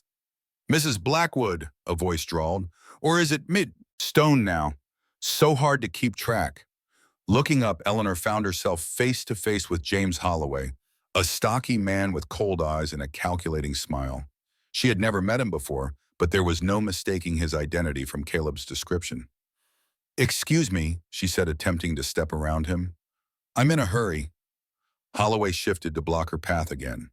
Now that's not friendly, especially when I've come all this way partly on your account. His smile widened, revealing tobacco-stained teeth. Your brother-in-law is most anxious to speak with you. Why don't you join us for a drink? I don't think so, Eleanor replied, fighting to keep her voice steady. My husband is expecting me. Ah, yes, Caleb Stone. Holloway's expression darkened. Man has a habit of taking things that don't belong to him. Land, water rights, wives. Eleanor straightened, anger overcoming her fear. I belong to no one, Mr. Holloway, least of all to you or Jeffrey Blackwood. Now please step aside. For a tense moment, she thought he might refuse. Then a voice called from across the street, Caleb's voice hard with warning. Step away from my wife, Holloway. Holloway turned slowly, his hand drifting toward his belt, where a pistol was holstered. Stone, he acknowledged with false cordiality. Been a long time. You're looking well. Better than the last time I saw you, certainly. Caleb approached steadily, his gray eyes never leaving Holloway's face. There was no weapon visible in his hands, but Eleanor knew the rifle was within reach in his saddle holster. More importantly, his size and obvious strength made him an imposing presence, even unarmed. Eleanor, he said calmly, though tension radiated from every line of his body. The Mercantile has that fabric you wanted. Why don't you go on ahead while Mr. Holloway and I catch up? Eleanor hesitated, reluctant to leave Caleb alone with the man who had indirectly caused his family's deaths. But the look in his eyes convinced her he needed her safely away from this confrontation. Don't be long, she said, moving past Holloway with as much dignity as she could muster. We need to get home before dark. As she walked away, she heard Holloway's mocking voice. Domestic bliss suits you, Stone. Never thought I'd see the day. Eleanor entered the Mercantile, positioning herself near the window, where she could observe the two men without being obvious. They stood in tense conversation too far away for her to hear their words. But their body language told the story. Holloway aggressive and taunting, Caleb controlled, but dangerous, like a wolf restraining itself from attacking. After what seemed an eternity, but was probably only minutes, they separated, Holloway returning to the saloon while Caleb remained motionless, watching him go. Only when the saloon doors swung shut did Caleb turn toward the Mercantile, his face a mask of suppressed rage. Eleanor met him at the door. Are you all right? She asked quietly. Fine, he replied tersely. We need to leave, now. They collected their horses from the livery and rode out of town at a measured pace, not wanting to attract attention by appearing to flee. Only when Silver Pines had disappeared behind them did Caleb slow their mounts, turning to Eleanor with grave concern. Did he hurt you? No, Eleanor assured him. Just frightened me a little. What did he say to you? Caleb's jaw worked beneath his beard. Nothing worth repeating. Man always did have a foul mouth. He paused, then added more seriously, but he did let slip something important. Blackwood isn't just after your late husband's property. He's looking for specific documents, papers that apparently Edward had in his possession before he died. Eleanor frowned. What sort of documents? Land deeds, Caleb replied. For property near the planned railroad expansion. Valuable property. The pieces began to fall into place in Eleanor's mind. That's why Jeffrey was so insistent I marry him after Edward died. Not just for the Blackwood estate, but for these deeds as well. Likely, Caleb agreed. Question is, where are these papers now? And why does he think you have them? Eleanor shook her head, bewildered. I don't know. Edward kept his business affairs private, especially toward the end. If there were valuable deeds, he never mentioned them to me. They rode in thoughtful silence for a while, each considering the implications of this new information. Finally, Eleanor shared what she had overheard at the saloon. Jeffrey believes our marriage is invalid, she concluded. He's planning to challenge it legally somehow. Caleb's expression darkened. On what grounds? I don't know, but he seemed very confident. She hesitated, then added, and Holloway suggested there might be a simpler solution than going through the courts. The implication was clear, and Caleb's face hardened with resolve. We'll be ready for them, he promised, whatever they're planning. As they approached the final bend before their homestead would come into view, Caleb suddenly reined in his horse, signaling Eleanor to do the same. He dismounted silently, motioning for her to stay put, then moved forward on foot, crouching low to examine something in the snow. When he returned, his expression was grim. Fresh tracks, he said quietly. At least 2 horses heading toward our place. Recent within the hour. Fear clutched at Eleanor's heart. The children. Sarah's with them, Caleb reminded her, though his own concern was evident. And Nathan said he'd check in around noon, but we need to approach carefully. They proceeded with caution, leaving the trail to circle through the trees, approaching the cabin from the rear, where the barn would provide cover. As they drew closer, Eleanor strained to see any signs of disturbance. Smoke from the chimney normal, the woodpile undisturbed, the front door closed as it should be. 2 unfamiliar horses were tethered near the porch, confirming Caleb's suspicion that they had visitors. But the scene appeared peaceful, no indication of trouble. Wait here, Caleb instructed, handing Eleanor the reins of both horses. I'll check inside first. Before she could protest, he had moved silently toward the cabin, staying low and using the natural cover of snowdrifts and outbuildings. Eleanor watched anxiously as he reached the side window, peering carefully inside. To her surprise, his posture relaxed almost immediately. He straightened, gesturing for her to join him. It's Nathan, he explained when she reached him leading the horses, and the doctor from Silver Pines. Looks like a social call. Relief flooded through Eleanor as they entered the cabin to find a cheerful domestic scene. Sarah Cooper was serving coffee to the visitors while Daniel proudly showed off a wooden figure he had carved under Caleb's tutelage. Charlotte sat nearby, quietly drawing as usual, while Joseph slept peacefully in his cradle. There you are, Sarah exclaimed. Dr. Morris rode out to check on the new mother and baby, and Nathan came along to keep him company on the trail. Perfect timing, coffee's just brewed. Dr. Morris, a middle-aged man with kind eyes and a serious demeanor, rose to greet them. Miss Stone, Mr. Stone. Hope you don't mind the unannounced visit. Been meaning to check on you and the little one since I heard about the birth. Not at all, Eleanor assured him, though she exchanged a quick glance with Caleb. The doctor's arrival seemed suspiciously coincidental, given their trip to town.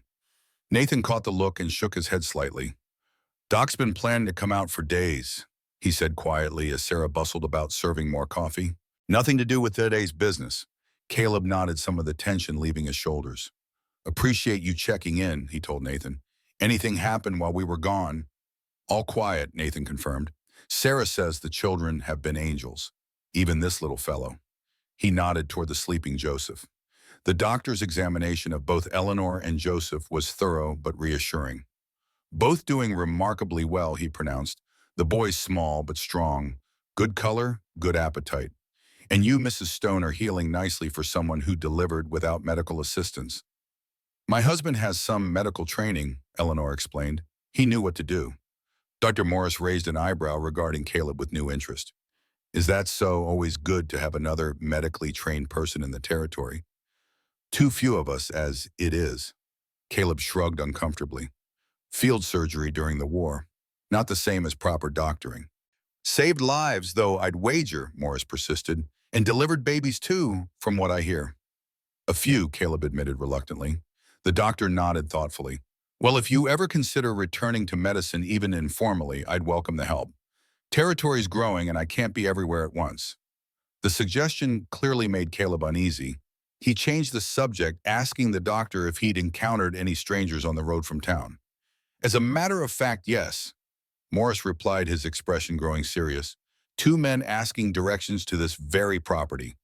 Seemed very interested when I mentioned I was headed here myself. Eleanor's hand tightened around her coffee cup. Did they follow you? Not that I noticed, but they were quite insistent about confirming the location. The doctor studied their faces, noting their concern. Friends of yours? Not exactly, Caleb said grimly. Nathan rose from his chair. If Blackwood and Holloway know where to find you, they won't wait long to make their move. Whatever that is. We should prepare, Caleb agreed. Doctor, would you mind taking a look at that cough Charlotte's developed before you leave? And Nathan, could you help me check the perimeter? The division of labor was a transparent attempt to speak privately with Nathan, but Eleanor appreciated Caleb's discretion. As the men moved outside and the doctor turned his attention to Charlotte, Sarah drew Eleanor aside. Something's wrong, she said quietly. What is it? Eleanor hesitated, not wanting to burden Sarah with their troubles, but the older woman's kind face was set with determination. We're neighbors, Eleanor, she said firmly. That means something out here. If you and Caleb are in danger, Nathan and I want to help. Touched by the offer, Eleanor briefly explained the situation. Jeffrey's pursuit, Holloway's grudge against Caleb, the mysterious land deeds and the implied threats. Sarah listened intently, her motherly features hardening with each new detail. Despicable, she pronounced when Eleanor had finished. Using the law to steal from a widow and threatening a man who's already lost so much. She patted Eleanor's hand reassuringly. Don't you worry, the Coopers stand with the Stones. Nathan may not look it, but he was a sharpshooter during the war, and I can handle a shotgun as well as any man. The support from this woman she barely knew brought tears to Eleanor's eyes.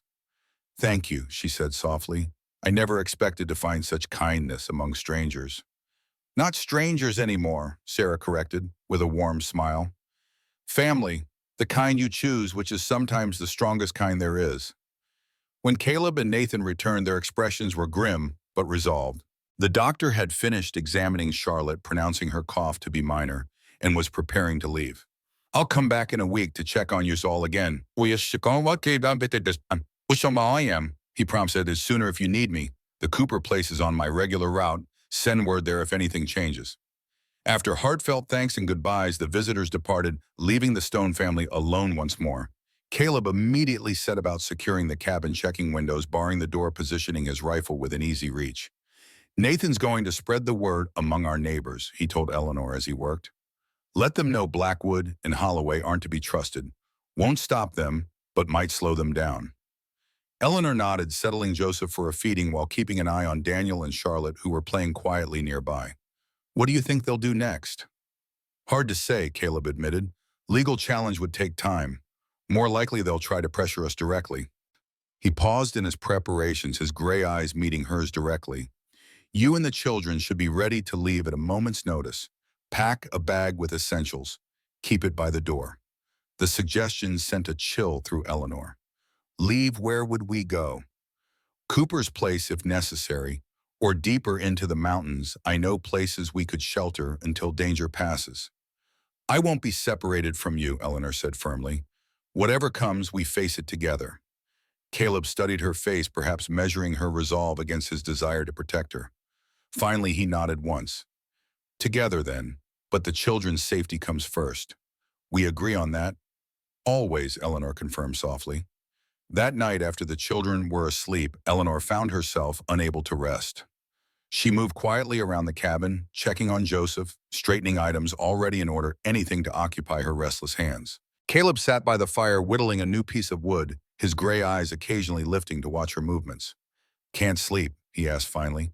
Eleanor shook her head. Too many thoughts. Come sit, he suggested, gesturing to the chair opposite his. Might help to talk them through. She settled into the offered seat, watching the firelight play across his scarred features. In the weeks since their hasty marriage, they had developed a comfortable routine, a partnership based on mutual respect and shared responsibilities. But moments of true intimacy, of genuine connection beyond the practical, remained rare. I've been thinking about what Jeffrey said, she began, about our marriage being invalid. What grounds could he possibly have for such a claim? Caleb considered this, his hands continuing their careful work on the piece of wood. Could argue coercion, I suppose. Claim you weren't of sound mind, being in a vulnerable state. That's absurd, Eleanor protested. I knew exactly what I was doing. I know that. You know that. Reverend Richardson, who performed the ceremony, knows that. Caleb's voice was calm, practical. But a judge back east might see things differently, especially if Blackwood has influence there. Eleanor frowned, considering the implications. Even if he managed to invalidate our marriage, it wouldn't give him claim to the children. I'm their mother. Unless he can prove you unfit, Caleb pointed out quietly. Woman who flees in winter heavily pregnant, who marries a stranger. He could build a case. The possibility sent ice through Eleanor's veins. He wouldn't. Man seems capable of anything, Caleb replied, his tone hardening. But it won't come to that. We won't let it. His certainty was reassuring, but Eleanor's mind continued to race with possibilities and fears. What about these land deeds he's looking for? Could they really be valuable enough to justify all this effort? Caleb set aside his whittling, giving her his full attention. Railroads expanding west. Land along the proposed routes is becoming extremely valuable. If your husband had deeds to such property, he trailed off, the implication clear. But where would they be? Eleanor wondered. Edward didn't leave much behind. Some personal effects letters, his pocket watch. Nothing of real value. Nothing that seemed valuable at the time, Caleb corrected. Sometimes worth isn't immediately apparent. Eleanor stared into the fire, trying to remember anything Edward might have said or done in his final days that could provide a clue. He was desperate at the end, she said softly. Gambling debts, creditors threatening him us. If he had valuable property, why not sell it to pay what he owed? Maybe he didn't know its worth, Caleb suggested, or couldn't access it for some reason. Or maybe Jeffrey is wrong, Eleanor countered. Maybe the deeds don't exist at all, or Edward sold them before he died. Caleb shrugged slightly. Possible, but Blackwood's convinced enough to track you across the country. That suggests something real at stake. They lapsed into thoughtful silence, the fire crackling between them. Outside, the wind had picked up, moaning around the eaves and rattling the windows, another storm approaching. Eleanor found herself grateful for the solid walls of the cabin, the warmth of the hearth, the quiet strength of the man across from her. Whatever happens, she said suddenly, I want you to know I don't regret our arrangement. Marrying you may have begun as a practical solution, but it's become more than that to me. Caleb looked up, surprise evident in his gray eyes. For a long moment he said nothing, and Eleanor feared she had overstepped, revealing feelings he didn't share. Then he set aside his carving knife and the half-finished wooden figure. For me as well, he said simply, the words carrying more weight for their economy. Never expected to have a family again, to hear children's laughter in this house, to feel, he paused, seeming to search for the right word, purpose beyond just surviving day to day. The admission, so honest in its simplicity, touched Eleanor deeply. She reached across the space between them, offering her hand. After a moment's hesitation, Caleb took it, his large, calloused palm engulfing her smaller one. They sat that way for a long time, connected by touch and shared understanding, as the fire burned low and the wind sang its winter lament outside. It wasn't love, not yet. Both carried too many wounds for that, but it was something precious nonetheless. A beginning, a possibility. Later, as Eleanor finally prepared for bed, she heard it again, the faint but unmistakable notes of the piano playing a gentle melody she didn't recognize. The sound didn't frighten her now as it once might have. Instead, it felt like a benediction, a blessing on this unexpected family finding its way through darkness toward light. In the children's room, she found Charlotte sitting up in bed, eyes wide and alert. Did you hear it, Mama? The little girl whispered. The music. Yes, sweetheart, Eleanor replied softly. I heard it. Lily plays for Joseph, Charlotte explained, as if this were the most natural thing in the world. She says it helps him sleep, and it keeps the bad men away. Eleanor sat on the edge of the bed, stroking her daughter's hair. What bad men, Charlotte? The ones coming to try to take us away, Charlotte said matter-of-factly. But Papa won't let them, and neither will Lily and her mama. A chill ran down Eleanor's spine that had nothing to do with the winter night. Did Lily tell you that about the bad men? Charlotte nodded solemnly. She says they're the same ones who made her sick, but they can't hurt us if we stay together. The little girl yawned, suddenly sleepy again. Lily says Papa needs to look in the box where he keeps her doll. There's something important there. Eleanor tucked the blankets around her daughter, mind racing. We'll tell him in the morning, she promised. Now sleep, sweetheart. As Charlotte drifted back to sleep, Eleanor remained beside her, listening as the piano music gradually faded away. Whatever was happening in this cabin, whether the manifestation of a child's imagination or something more supernatural, it seemed benevolent, protective even. And if Charlotte's mysterious friend had information that could help them, Eleanor wasn't going to dismiss it simply because it defied rational explanation. The next morning, she related Charlotte's message to Caleb, who received it with surprising seriousness. "Box where I keep her doll," he repeated thoughtfully, could only mean one thing. He led Eleanor to the bedroom that had been Margaret and Lily's, which they had left untouched since their arrival. Inside, on a shelf near the bed, sat a small trunk painted with flowers, clearly a child's treasure box. Caleb opened it, carefully revealing a porcelain doll inside, along with various small mementos, a hair ribbon, a pressed flower, a child's drawing. "Lily's special things," he explained, his voice rough with emotion. "Couldn't bear to pack them away after they died." Eleanor stood beside him, offering silent support, as he carefully lifted the doll, examining the trunk beneath it. "There's nothing else here," he said, puzzled. "Just the lining paper." On impulse, Eleanor reached past him, feeling around the edges of the paper. "Wait," she said, detecting a slight unevenness. "I think there's something underneath." Together, they carefully removed the lining, revealing a hidden compartment beneath. Inside lay a folded document sealed with wax and tied with faded ribbon. "What is it?" Eleanor asked as Caleb lifted it carefully. He broke the seal, unfolding the paper with meticulous care. His eyes widened as he scanned the contents. "It's a deed," he confirmed, "to a parcel of land near the Colorado border. Previous owner." He paused, looking up at Eleanor with astonishment. "Edward Morgan." Eleanor stared at him in disbelief. "Edward? My husband? That's impossible. How would such a document end up here in Lily's toy chest?"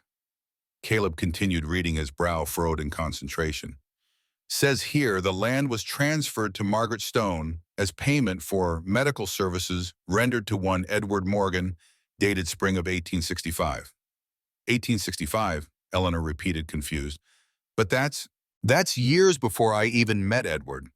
He never mentioned knowing anyone named Stone." "There's more," Caleb said, his voice tense. "Witnessed by James Holloway." The implications hung in the air between them. Whatever connection existed between Edward Morgan and the Stones predated Eleanor entirely, and somehow Holloway was involved as well. "I don't understand," Eleanor said, sinking onto the edge of the bed. "Edward never spoke of this place or of knowing your wife." "War had just ended," Caleb said slowly, piecing it together. "I was still with the Army. Margaret had returned to Illinois, was practicing as a midwife and healer. She mentioned treating a wounded soldier, once a man who couldn't pay, except with a deed to worthless land out west. Said she took it to be kind, never expecting it to be worth anything. And now that land lies in the path of the railroad expansion," Eleanor concluded, "making it extremely valuable. Valuable enough for Holloway to partner with your brother-in-law to find it," Caleb agreed grimly. "Question is, how did they know about it, and why would they think you had the deed?" Eleanor shook her head, bewildered. "I don't know unless—" A thought struck her. "Edward's pocket watch. He was clutching it when they found his body. I still have it. It's in my trunk." They hurried to their bedroom, where Eleanor retrieved a small wooden box from her belongings. Inside lay a tarnished silver pocket watch, ornate but well-worn. She handed it to Caleb, who examined it carefully. "Seems ordinary enough," he said, turning it over in his hands. Then he paused, noticing something. "Wait, the back plate is loose." With careful fingers, he pried open the watch's outer casing. Between the back plate and the watch mechanism itself lay a tiny folded paper yellowed with age. Caleb extracted it, gently unfolding it to reveal a hand-drawn map. "It shows a property boundary," he said, studying the crude diagram, "and coordinates. This could be the location of the land in the deed." "But why hide it?" Eleanor wondered. "And why would Jeffrey think I had this information?" "Perhaps Edward told him about the deed before he died," Caleb suggested, "or mentioned it in his suicide note." Eleanor's face paled. "There was no note," she said quietly, "at least none that I saw. But Jeffrey was the one who identified Edward's body. If there had been a message, he might have kept it from you," Caleb finished, understanding dawning in his gray eyes. "Use the information to track down the deed himself." Only to discover it wasn't among Edward's possessions, Eleanor continued the thought, because he had already hidden the map in his watch which came to me after his death. The picture was becoming clearer, but one question remained. Why would Edward hide a map to land he had already given away? Caleb asked. The deed shows Margaret as the legal owner. Eleanor considered this, thinking back to her husband's final desperate days. Edward was not always honorable in his business dealings, she admitted reluctantly, especially toward the end when the gambling debts mounted. He might have been planning to somehow reclaim the land, knowing its value that had increased. Caleb's expression hardened slightly at this suggestion of Edward's character, but he nodded. Possible. And if Holloway witnessed the original transfer, he'd know about the land. Might have planned to use that knowledge himself once the railroad announced its expansion route. Only to discover the deed was missing, Eleanor said. So he partnered with Jeffrey, who was already looking for me and the children, and who might have promised him a share of the proceeds if they recovered the deed, Caleb concluded. Explains why they're working together despite being strangers otherwise. They sat in silence for a moment, absorbing the implications of their discovery. Finally, Eleanor spoke the question foremost in her mind. What do we do now? The deed shows the land belongs to Margaret, which means it passed to me after her death, Caleb confirmed, along with everything else she owned. So Jeffrey has no legal claim to it at all, Eleanor said, hope rising in her voice. Once we show the deed to a proper court, if we can reach one, Caleb interrupted grimly, Blackwood and Holloway won't give up easily, not with so much at stake. As if in response to his words, Charlotte appeared in the doorway, her small face solemn. Papa, she said urgently, Lily says men are coming, bad men on horses. Caleb was on his feet, instantly moving to the window. In the distance, barely visible through the lightly falling snow, 3 riders approached along the trail from town. Blackwood, he confirmed, his voice hardening to steel. Holloway. And another man I don't recognize. Eleanor's heart pounded in her chest as she gathered Charlotte close. What do we do? Caleb's gray eyes met hers, calm, despite the danger approaching. We protect what's ours, he said simply. The land, the children, our home. He tucked the deed and map into his shirt pocket. Get Daniel and Joseph. Stay in the bedroom until I call for you. As Eleanor hurried to collect her sons, Caleb retrieved his rifle and moved to the front door. Through the window, she watched him step onto the porch, weapon in hand, but pointed downward, a clear message to the approaching riders that he was prepared but not initiating hostility. In the bedroom, Eleanor gathered her children close, Joseph sleeping peacefully in her arms, while Daniel and Charlotte huddled against her sides. From this position, she could hear the conversation outside carried on the still winter air. That's far enough, Blackwood, Caleb's voice rang out steady and authoritative. State your business. Mr. Stone, Jeffrey's cultured tones replied, we come on a matter of some urgency concerning your wife. May we speak with her? Any business with my wife can be conducted through me, Caleb responded, as I believe I made clear in town. A different voice spoke up, Holloway. Eleanor gasped. Don't be difficult, Stone. We know she's here, and we know about the deed. Makes more sense to discuss this civilized-like, don't it? There was a pause, then Caleb's voice again. You know about the deed, do you? Interesting. And what deed would that be exactly? Don't play games, Jeffrey snapped, his polished manner slipping to reveal frustration beneath. The Colorado property deed. The one Edward Morgan transferred to your late wife. We know Eleanor has it, or knows where it is. And if such a deed exists, Caleb asked evenly, what claim would you have to it? Blackwood. Edward was my brother, Jeffrey replied as if explaining something obvious. His property rightfully belongs to the Blackwood family. The transfer was made under duress when he was wounded and not in his right mind. No court would uphold it. That's so, Caleb's voice held a dangerous edge now. And you, Holloway, what's your interest in this matter? I witnessed the original transfer, Holloway answered. Got a right to make sure justice is done. Justice, Caleb repeated the word heavy with irony, like the justice you showed when you dammed the creek that supplied water to my family, the justice that cost my wife and daughter their lives. There was a tense silence broken by the third man's voice, unfamiliar to Eleanor with a strange, hollow quality. This isn't getting us anywhere. Let me speak with my wife. Eleanor froze, blood turning to ice in her veins. It couldn't be. It was impossible. Edward was dead. She'd identified his body herself, seen the blue-tinged skin, the bloated features. Yet that voice. Unable to restrain herself, she moved to the window, peering out while keeping the children behind her. Three men sat on horseback before the cabin. Jeffrey and Holloway she recognized immediately. But the third man, gaunt with a beard different from what she remembered, dressed in clothes too fine for a frontier journey, yet unmistakably Edward Morgan. Her husband, the man whose suicide had set this entire chain of events in motion. Eleanor's knees buckled and she clutched the windowsill for support. Edward was alive, had been alive all this time while she mourned him, fled his creditors, struggled to survive with their children. Had been alive while she married another man, bore the child she believed was Edward's posthumous son. Outside, the confrontation continued, Caleb's voice now tight with controlled rage.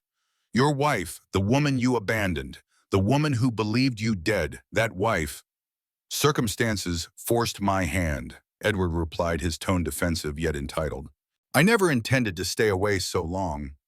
But when I learned Eleanor had remarried, he shrugged eloquently. Complicated matters, you understand. I understand you're a coward who faked his own death rather than face his responsibilities. Caleb said, each word precise and cutting. Who left his pregnant wife and children to the mercy of creditors and men like your brother here. Jeffrey interrupted, clearly impatient with this exchange. Fascinating as this moral discussion is, it doesn't change the legal reality. Edward is alive, which means his marriage to Eleanor remains valid. Your subsequent marriage is therefore null and void. The children, including the newborn, are legally his. And the deed as property acquired during their marriage belongs to both of them, subject to Edward's authority as husband. Eleanor felt sick, the room spinning around her. Everything they had built, the safety and stability they had fought for, was crumbling before her eyes. If Edward was truly alive, then her marriage to Caleb was indeed invalid. Joseph technically was Edward's son, not Caleb's.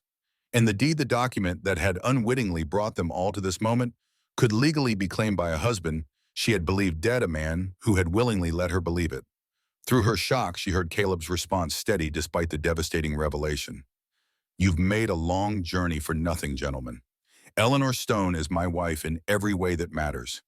These children are under my protection, and the deed you seek is legally mine, inherited from my late wife, Margaret.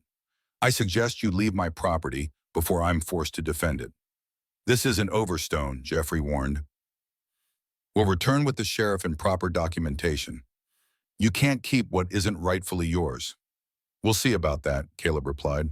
Now ride out. You're not welcome here. The sound of hoofbeats indicated the men were retreating, at least temporarily.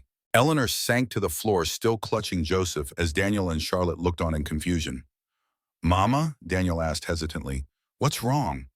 Who were those men? Before Eleanor could formulate a response, Caleb appeared in the doorway, his face grave but composed. He took in her collapsed position, the shock evident in her features, and immediately knelt beside her. You heard, he said quietly. It wasn't a question.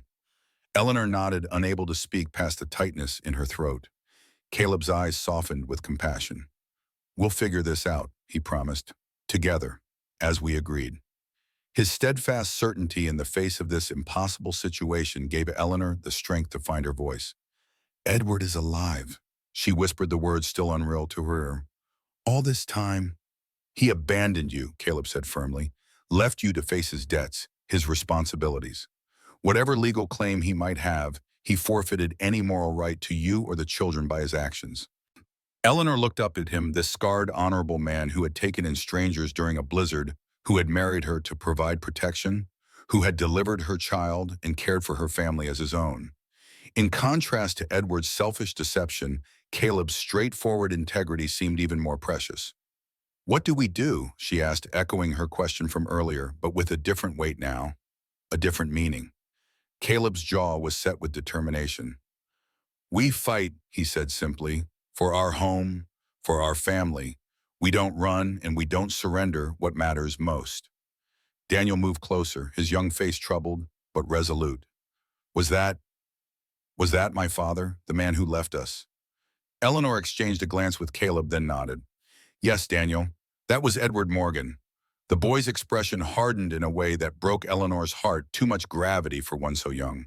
He's not my father, Daniel declared. Not anymore. He left us. Mr. Stone, he corrected himself. Papa stayed. Papa protected us. The simple childish logic cut to the heart of the matter more effectively than any legal argument. Edward had forfeited his place in their lives through his actions, while Caleb had earned his through consistent care and protection. Charlotte, who had been watching silently, suddenly spoke up. Lily says not to worry, she announced with childish confidence. She says Papa has the paper that makes everything right, and the bad men can't take it away. The cryptic statement drew Eleanor's attention back to the deed and map still tucked in Caleb's shirt pocket. The deed, she said, realization dawning. It's our proof. If we can get it to a proper court before Jeffrey and Edward. Exactly, Caleb confirmed. But the nearest circuit judge is in Prescott, 3 days' ride from here. And with a storm coming. He glanced toward the window where snow was beginning to fall more heavily. We have to try, Eleanor insisted. It's our only chance. Caleb studied her face, gauging her determination against the very real dangers such a journey would entail. Winter travel with 3 children, including a newborn, pursued by men desperate enough to resort to any means necessary. The children, he began, would be in as much danger here as on the trail, Eleanor finished. You know Jeffrey and Edward won't simply give up and leave. And if they return with the sheriff, Caleb nodded grimly, we'd have no recourse. Sheriff Winters is known to favor those with the deepest pockets. He rose to his feet, decision made. We leave at first light. Pack only what's essential. We'll take the mountain trail harder going, but less likely they'll follow us that way. As they prepared for their desperate journey gathering supplies and warm clothing, Eleanor couldn't help but marvel at the strange twists of fate that had led them to this point. A broken wagon axle in a blizzard. A marriage of convenience that had grown into something more. A child born early bringing new life to a home haunted by loss. And now a husband returned from the dead threatening everything they had built together. Whatever tomorrow might bring success or failure, safety or danger, Eleanor knew one thing with absolute certainty. Caleb Stone was more truly her husband than Edward Morgan had ever been. And she would fight alongside him to protect the family they had created against any threat that came their way. As night fell and the storm intensified, Eleanor sat with Caleb before the fire, their children sleeping nearby. Tomorrow would bring its challenges, but tonight they had this moment of peace, a family united in purpose, in determination, and in a love that had grown unexpectedly from the most practical of arrangements. No regrets, Caleb asked quietly, echoing their conversation from the previous evening. Eleanor reached for his hand, her fingers intertwining with his. None, she answered with complete conviction. Whatever comes next, we face it together. Caleb's gray eyes held hers, conveying more than words ever could. Together, he agreed the simple word, a promise, a vow more binding than any marriage certificate could ever be. Outside, the wind howled and snow fell, nature's fury providing a fitting backdrop to the human drama unfolding within the cabin's walls. But inside there was warmth, there was resolve, and there was hope, fragile perhaps, but unbroken. And somewhere just at the edge of hearing the faint notes of a piano played a melody of determination and courage, as if unseen guardians were lending their strength to the battle ahead. Dawn broke gray and forbidding the promised storm having arrived during the night. Snow fell steadily, not in the violent blizzard they had feared, but in a persistent curtain that would make travel difficult and tracking easier, a mixed blessing at best. Eleanor had slept little, her mind churning with the shock of Edward's return and the desperate plan they had formulated. She rose before first light, moving quietly around the cabin to prepare for their journey. Joseph mercifully had slept well, waking only once for feeding. Now he lay bundled in his cradle, blissfully unaware of the danger threatening his young life. Caleb had been up even earlier, tending to the livestock and preparing the sled they would use for transport. The wagon was too cumbersome for the mountain trails, especially in deep snow, but the sturdy sled could be pulled by their strongest horse through terrain that would defeat wheeled vehicles. Weather's not ideal, he reported, stomping snow from his boots as he entered the cabin. But it could work in our favor. Snow will slow Blackwood and his companions if they try to follow. And visibility is poor, harder for them to spot our trail if we're careful. Eleanor nodded, continuing to pack essentials into a small trunk, clothing, medicines, food supplies that wouldn't spoil. How long to reach Prescott? 3 days in good weather, Caleb replied honestly. In this? Could be 5. Maybe more. The implications hung heavy between them. 5 days in winter conditions with 3 children, including a newborn barely 2 weeks old. It was a desperate gamble, but remaining seemed equally dangerous. If Jeffrey returned with Sheriff Winters and legal papers, however fraudulent, they could lose everything, the children, the deed, their home. Daniel and Charlotte woke as preparations continued, the unusual activity rousing them from sleep. Daniel immediately sensed the gravity of the situation, helping without complaint to gather his and Charlotte's belongings. But the little girl seemed distracted, wandering to the window repeatedly to stare out at the falling snow. "Charlotte, sweetheart," Eleanor called gently, "come help Mama pack your drawings." The child turned, her expression unusually serious. "Lily says we should wait," she announced. "She says the snow is too deep today." Eleanor and Caleb exchanged concerned glances. Charlotte's connection to Lily, imaginary friend or something more, had proven oddly prescient before. But delaying their departure seemed dangerous given Edward's return. "Did Lily say why we should wait?" Caleb asked, kneeling to Charlotte's level. The little girl nodded solemnly. "She says bad men are watching the road. If we leave now, they'll follow us." She pointed toward the window. "But tomorrow the snow will stop and we can take the hidden path." Caleb moved to the window, studying the white landscape beyond. After a long moment, he turned back to Eleanor. "She might be right," he admitted reluctantly. "Visibility's poor, but not so bad they couldn't spot us leaving. And the main trail would be our only option today, too dangerous to attempt the mountain path in this weather." "But if we wait," Eleanor began. "One day," Caleb said, decision forming in his gray eyes. "We prepare everything today, leave before dawn tomorrow. If Charlotte—" He hesitated, then corrected himself. "If Lily is right, the storm will have passed, and we can take the higher trail through the western ravine. It's rarely used, difficult to follow unless you know it well." Eleanor wanted to protest, to insist they leave immediately, but she trusted Caleb's judgment of the terrain and conditions. And there was something about Charlotte's certainty that gave her pause. These strange communications had guided them before, to the deed hidden in Lily's toy chest, to Joseph's safe delivery. Perhaps they should heed this warning as well. "One day," she agreed finally, "but we must be ready to leave at a moment's notice if danger arrives sooner." They spent the morning completing preparations, packing the sled with supplies and securing it in the barn where it wouldn't be visible from the main trail. Caleb reinforced the cabin's defenses as best he could, barring windows, positioning furniture to provide cover if needed, keeping his rifle loaded and close at hand. By midday, the snow was falling more heavily, reducing visibility to mere yards beyond the cabin walls. The world outside had become a white void, isolating them more completely than ever. Eleanor found herself grateful for the storm's intensity. It would make travel impossible for everyone, including Jeffrey and his companions. As afternoon deepened toward evening, Daniel approached Caleb with unusual seriousness.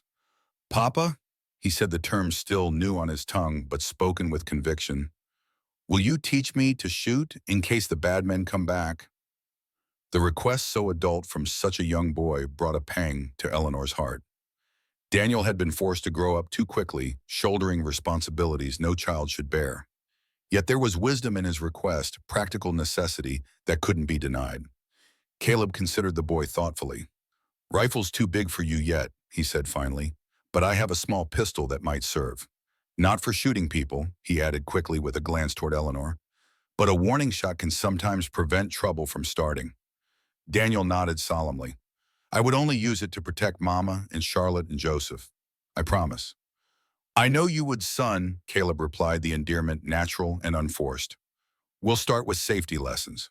How to hold it, how to check if it's loaded, how to never ever point it at anything you don't intend to shoot." "Agreed." "Agreed," Daniel confirmed, standing straighter with pride at being trusted with such responsibility. Eleanor watched the exchange with mixed emotions, pride in her son's courage, sorrow for his lost innocence, gratitude for Caleb's patient guidance. This man who had entered their lives by chance had become, in just a few short weeks, more of a father to her children than Edward had ever been. As dusk fell, bringing early darkness to their snow-shrouded world, they gathered for a simple meal around the table. Despite the danger lurking beyond their walls, there was comfort in this domestic scene. The family united, the fire crackling in the hearth, baby Joseph sleeping peacefully in his cradle nearby. "I've been thinking," Caleb said as they finished eating, "about our legal position." Eleanor looked up attentive. They had been so focused on immediate survival that the broader implications of Edward's return had received less consideration than they deserved. Even if Edward is alive, Caleb continued, his actions constitute abandonment under territorial law. He faked his death, left you with his debts, made no provision for his children. No fair court would grant him custody after such behavior. But would they uphold our marriage? Eleanor asked the question that had been haunting her since Edward's appearance. If my first husband is alive, technically our marriage is invalid, Caleb acknowledged. But there are precedents. Cases where a spouse was believed dead for years, the surviving partner remarried, then the first spouse returned. Courts have sometimes ruled in favor of the second marriage, especially when children are involved and the first spouse's absence was voluntary. Hope flickered in Eleanor's cheekbones. So we have a chance. If we can reach the judge in Prescott before Jeffrey and Edward present their case. A chance, Caleb agreed. Not certainty, but worth fighting for. Daniel, who had been listening intently, spoke up. I won't go with him, he declared firmly. Even if a judge says I have to, I'll run away and come back here. Me too, Charlotte added, though she clearly didn't fully understand the situation. It won't come to that, Eleanor assured them, though her heart ached at their fierce loyalty. We're going to stay together. All of us. After the children were in bed, Eleanor found Caleb checking the deed and map once more, studying the boundaries of the property that had unwittingly brought them to this crisis. If Edward transferred this land to Margaret as payment for medical treatment, she said, sitting beside him at the table, what was he doing in Illinois after the war? He never mentioned being wounded or serving in the military. Caleb's brow furrowed in thought. Margaret didn't say much about the man she treated, just that he was desperate, feverish with a bullet wound that had festered. Said he was running from something or someone, paid with the deed because he had no money, claimed the land was worthless anyway. That sounds like Edward, Eleanor said bitterly. Always looking for the easy way out, always running from consequences. You didn't know, Caleb asked gently, about his past. Eleanor shook her head. We met in St. Louis in 1867. He was charming, well-spoken, presented himself as a businessman with prospects. Never mentioned military service or time in Illinois. She sighed, the weight of years of deception settling on her shoulders. I wonder now how much of what he told me was true. People reinvent themselves out west. Caleb observed no judgment in his tone. Some running from trouble, some seeking fresh starts. Not all have dishonorable intentions. But Edward did, Eleanor said quietly. He built our life on lies, then abandoned us when the truth threatened to catch up with him. She looked up, meeting Caleb's steady gaze. I believed him dead, mourned him, never suspected he might have staged the whole thing. Man's a coward, Caleb said, the words simple but cutting in their accuracy. Easier to fake death than face debts and responsibilities. They sat in silence for a moment, the fire crackling in the hearth snow whispering against the windows. Finally, Eleanor voiced the question that had been troubling her since Edward's reappearance. Joseph, she said softly, Edward will claim him as his son. Legally, he would be right. Caleb's jaw tightened beneath his beard. Legally, perhaps, but a father is more than blood. It's presence, protection, guidance, Ralphano. His large hands curled into fists on the table. Edward forfeited that right when he chose to disappear. And you? Eleanor asked, her voice barely audible. How do you see Joseph? Caleb's expression softened, his gray eyes warming with an emotion Eleanor hadn't seen there before. As mine, he said simply, not by blood, but by choice, by promise. The day he was born, I made a vow to protect him, to raise him as my own. That hasn't changed because Edward Morgan decided to return from the dead. The conviction in his voice brought tears to Eleanor's eyes. This man, this scarred, solemn man who had lost so much, had opened his heart to her children, to a baby not of his blood, claiming them as surely as if they were his own. Thank you, she whispered, reaching across the table to take his hand. For everything. Caleb's fingers tightened around hers, rough and calloused, but infinitely gentle. No thanks needed, he said gruffly. Family protects family. The simple declaration warmed Eleanor more than the fire ever could. Whatever Edward's legal claims might be, whatever Jeffrey's schemes entailed, this was her family now, the one she had chosen, the one that had chosen her. Morning arrived with unexpected brightness, the storm having passed during the night, just as Charlotte or Lily had predicted. Sunlight sparkled on the fresh snow, creating a dazzling landscape of white, broken only by the dark shapes of pines in the cabin itself. Eleanor woke to find Caleb already up checking their preparations for departure. The sled was loaded and waiting in the barn, the horse harnessed and ready. They would leave within the hour while the day was still young and their pursuers possibly unsuspecting. As she nursed Joseph one final time before their journey, Eleanor gazed around the cabin that had become home in such a short time. Its solid walls had sheltered them through blizzards. Its hearth had warmed them on bitter nights. Its rooms had witnessed both joy and sorrow, Joseph's birth, Edward's return from the dead. Would they ever see it again? Or would their desperate flight end in capture, separation, loss? "Stop," Caleb said quietly, reading her expression as he entered the room. "Doubting won't help. We have a plan. We stick to it." His certainty steadied her as it had so many times before.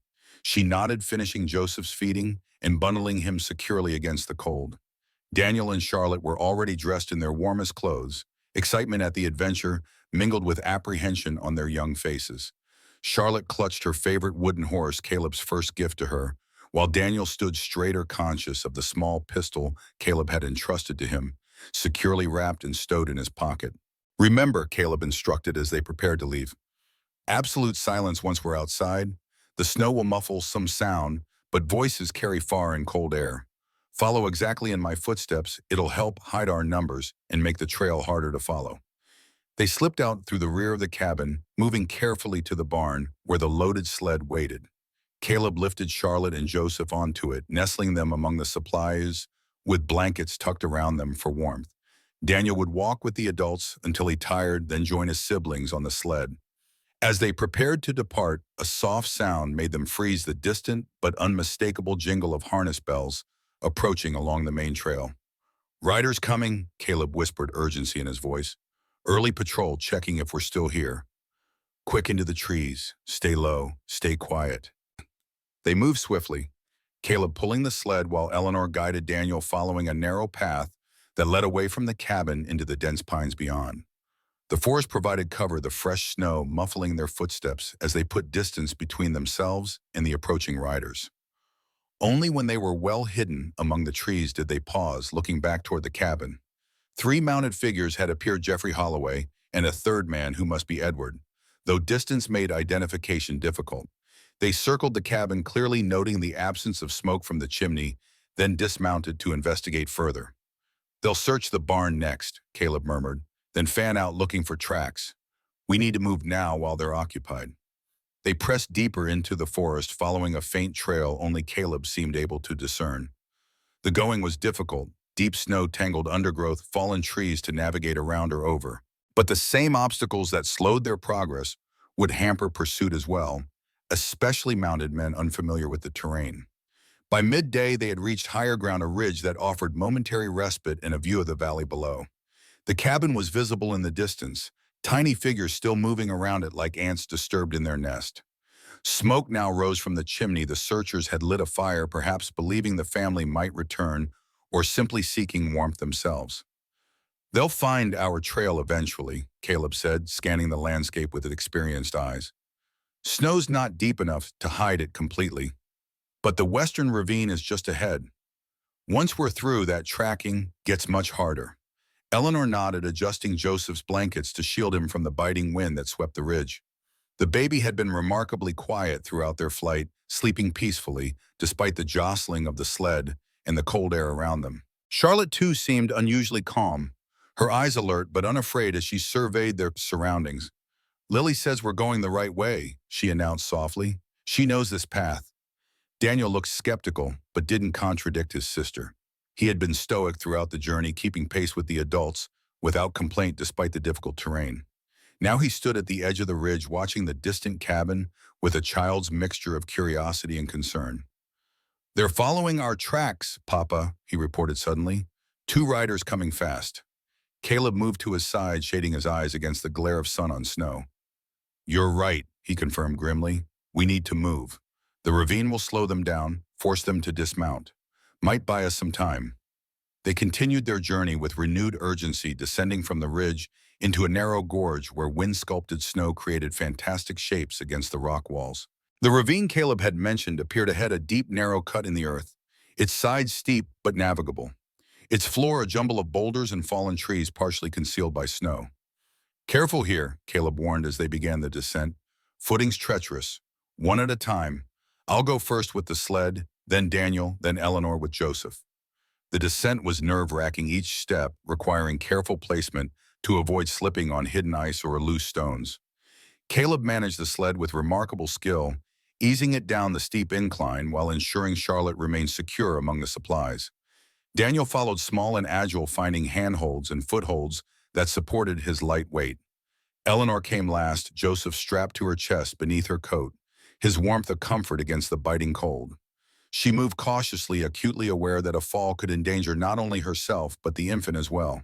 They were halfway down when a shout echoed from the ridge above. They had been spotted. Looking up, Eleanor saw two riders silhouetted against the sky. One she recognized immediately as Holloway from his stocky build, the other slimmer, less distinct. "Keep moving," Caleb urged from below. "They'll have to backtrack to find a way down with the horses. By then we'll be through the ravine." Eleanor continued her careful descent, trying to ignore the shouts from above, focusing instead on each step, each handhold. When she finally reached the ravine floor, Caleb was already preparing to move on Charlotte, still on the sled, while Daniel caught his breath beside them. "They'll follow," Eleanor said, anxiety tightening her voice. "They saw which way we went." "Let them," Caleb replied with grim confidence. "Ravine narrows ahead, becomes almost a tunnel in places. Good for us, single file only, easy to defend if necessary. Bad for them, can't use horses, can't flank us, can't move quickly." He was right, Eleanor realized as they proceeded deeper into the ravine. The walls closed in around them, towering slabs of red-brown stone that blocked the wind and much of the daylight. In places, fallen boulders created natural barriers that required climbing over, or squeezing past, difficult for adults, nearly impossible for horses. Progress was slow but steady, the ravine twisting and turning like a giant snake through the mountain. As Caleb had predicted, it narrowed in places to barely the width of the sled, forcing them to maneuver carefully to avoid getting stuck. In other spots, it widened into small chambers where ancient floods had carved pools, now frozen solid beneath crusts of snow. They stopped in one such chamber to rest briefly, sharing water and dried meat from their supplies. Joseph awakened, demanding to be fed, and Eleanor nursed him, quickly aware that every minute of delay allowed their pursuers to draw closer. "How much farther?" she asked as they prepared to continue. "Another mile through the ravine," Caleb replied, checking the sled's runners for damage. "Then we reach the high forest. Easier going there, but less cover. Need to make the tree line by nightfall." Daniel, who had been exploring the edges of the chamber, suddenly called out in excitement, "Papa, look, there's another way out, a small tunnel." Caleb joined him, examining the narrow opening. The boy had discovered a natural arch in the stone, partially hidden by a snowdrift. "Good eye," he praised, ruffling Daniel's hair. "That's our path. The main ravine continues, but this side passage leads more directly to where we need to go." "And might throw off pursuit," Eleanor added, understanding immediately. "Exactly," Caleb confirmed. "They'll follow the main channel, expecting us to take the easier route. By the time they realize their mistake, we'll have a substantial lead." The side passage proved challenging, narrower than the main ravine, its floor more treacherous with loose rock and patches of ice. But as Caleb had predicted, it provided a more direct route, emerging after half a mile into a steep-sided valley where pines grew in scattered clumps among rocky outcroppings. "High forest just beyond that ridge," Caleb said, pointing to a line of darker green against the white landscape. "Make that before dark, we're in good shape for camping." They pushed on, fatigue beginning to take its toll after a full day of difficult travel. Daniel now rode on the sled with Charlotte, both children wrapped in blankets against the increasing cold as the sun began its descent toward the western mountains.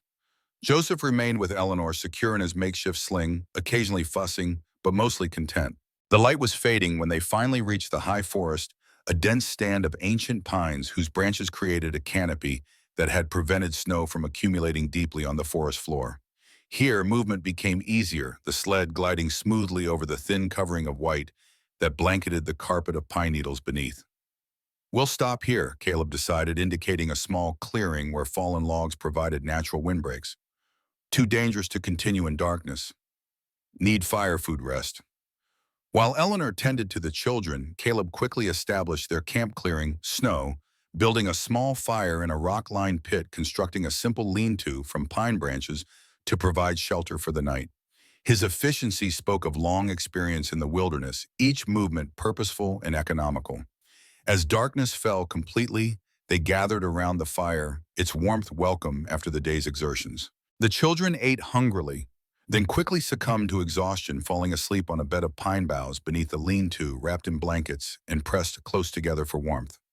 Eleanor and Caleb remained awake, keeping watch in shifts throughout the long night.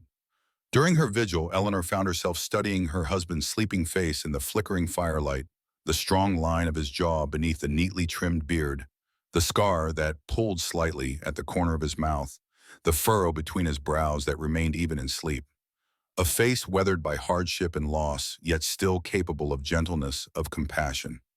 How different he was from Edward, whose handsome features had concealed a fundamental weakness of character, a willingness to abandon those who depended on him when difficulties arose. Caleb Stone might lack Edward's polished charm, but he possessed something far more valuable: integrity. Steadfastness, the courage to face adversity rather than flee from it. When morning came crisp and clear, they broke camp quickly, eager to put more distance between themselves and their pursuers. The high forest stretched for miles ahead, offering concealment and relatively easy travel compared to the ravine. 2 more days to Prescott if we maintain this pace, Caleb said as they set out, assuming no more complications. But complications found them near midday when Charlotte suddenly clutched her stomach, face contorted in pain. "Hurts," she whimpered, curling into a ball on the sled. "Mama, it hurts." Eleanor was at her side, instantly feeling the little girl's forehead with the back of her hand. "She's burning up," she reported anxiously, "and her pulse is racing." Caleb halted the sled, his brow furrowed with concern. "When did this start?" "Just now," Charlotte whispered, tears streaming down her face. "It was fine, then it hurt all at once." "We need to stop," Eleanor said decisively. "She can't travel like this." Caleb nodded grimly, scanning their surroundings. "There's a hunter's cabin about a mile ahead. Used it once or twice myself, not much, but it's shelter." They proceeded carefully, Charlotte's soft whimpers, the only sound breaking the forest silence. The hunter's cabin proved to be little more than a rough shack, a single room with a stone fireplace, a crude bunk and little else. But it was shelter, protection from the elements, and potential pursuit. While Caleb built a fire, Eleanor examined Charlotte more thoroughly, her heart sinking as she recognized the symptoms.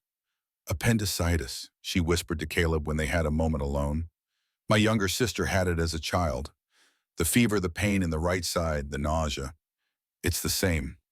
Caleb's face grew grave. "Dangerous without proper medical care." "Could rupture," Eleanor confirmed, fear evident in her voice, despite her efforts to remain calm. "She needs a doctor, Caleb, soon." They both understood the impossible choice. Before them continued to Prescott with a desperately ill child, risking her life, or delay to seek medical help, risking capture by their pursuers. "Nearest doctor is back in Silver Pines," Caleb said after a moment's thought. 2 days in the direction we came from." "We can't go back," Eleanor said desperately. "Jeffrey and Edward." "I'll go," Caleb decided. "You stay here with the children. I can travel faster alone, bring the doctor back." "No." The protest came from Daniel, who had been listening from his position near Charlotte's bedside. "You can't leave us, Papa. The bad men might find us." The fear in the boy's voice tore at Caleb's heart. "You have the pistol," he reminded Daniel gently, "and your mother is stronger than she looks. You'll be safe here until I return." "But what if they follow you?" Eleanor asked, giving voice to her own fears. "What if they find the cabin?" "I'll take precautions," Caleb assured her. "Double back, leave false trails. And the cabin is well hidden. You can barely see it until you're upon it." They both knew it was their only option. Charlotte's condition would only worsen without medical intervention. The deed, the legal battle, even their escape, all became secondary to saving the child's life. "How long?" Eleanor asked softly. 4 days, maybe 5. Caleb answered honestly. 2 to Silver Pines a day, to find the doctor and convince him to come 2 back. He hesitated, then added, "If I'm not back in 7 days..." "Don't," Eleanor interrupted, unable to bear the thought. "You'll come back. We'll be waiting." As Caleb prepared for his solitary journey, gathering minimal supplies, and checking his weapons, Eleanor drew him aside for a final private word. "The deed," she said, voice low, so the children wouldn't hear. "Take it with you, if something happens. If they find us." "Well, nothing will happen," Caleb insisted, though they both knew it was a promise he might not be able to keep. "Please," Eleanor pressed. "The deed is what they want most. If you have it, even if the worst happens, you can still reach the judge in Prescott, still establish your legal claim." After a moment's hesitation, Caleb nodded, accepting the folded document from her hands and securing it inside his coat. 7 days, he repeated. "If I'm not back by then, take the children and continue to Prescott. Judge Harmon is a fair man. Tell him everything." "I will," Eleanor promised, "but it won't come to that. You'll return with help." Their farewell was brief but charged with emotion, a fierce embrace, a whispered, "Be careful." And then he was gone, slipping into the forest with a woodsman's stealth, leaving only faint tracks that fresh snow would soon erase. Eleanor watched until he disappeared among the trees, then returned to the cabin's interior. Bolting the door securely behind her, Charlotte lay on the bunk, fever-flushed and whimpering despite the willow bark tea Eleanor had prepared to ease her pain. Daniel sat beside his sister, small face solemn with worry. Joseph mercifully slept in a makeshift cradle fashioned from a wooden box lined with blankets. "Will Papa come back?" Daniel asked as Eleanor knelt beside the bunk. "Yes," she answered with more certainty than she felt. "Papa will come back with a doctor to make Charlotte well." "Lily says so too," Charlotte murmured, momentarily lucid despite her fever. "She says Papa is brave and strong." Eleanor smoothed her daughter's damp hair back from her forehead. "Lily is right," she said softly. "Now try to rest, sweetheart. Save your strength." The hours stretched into days, a monotonous rhythm of caring for Charlotte, nursing Joseph, keeping the fire burning, rationing their supplies.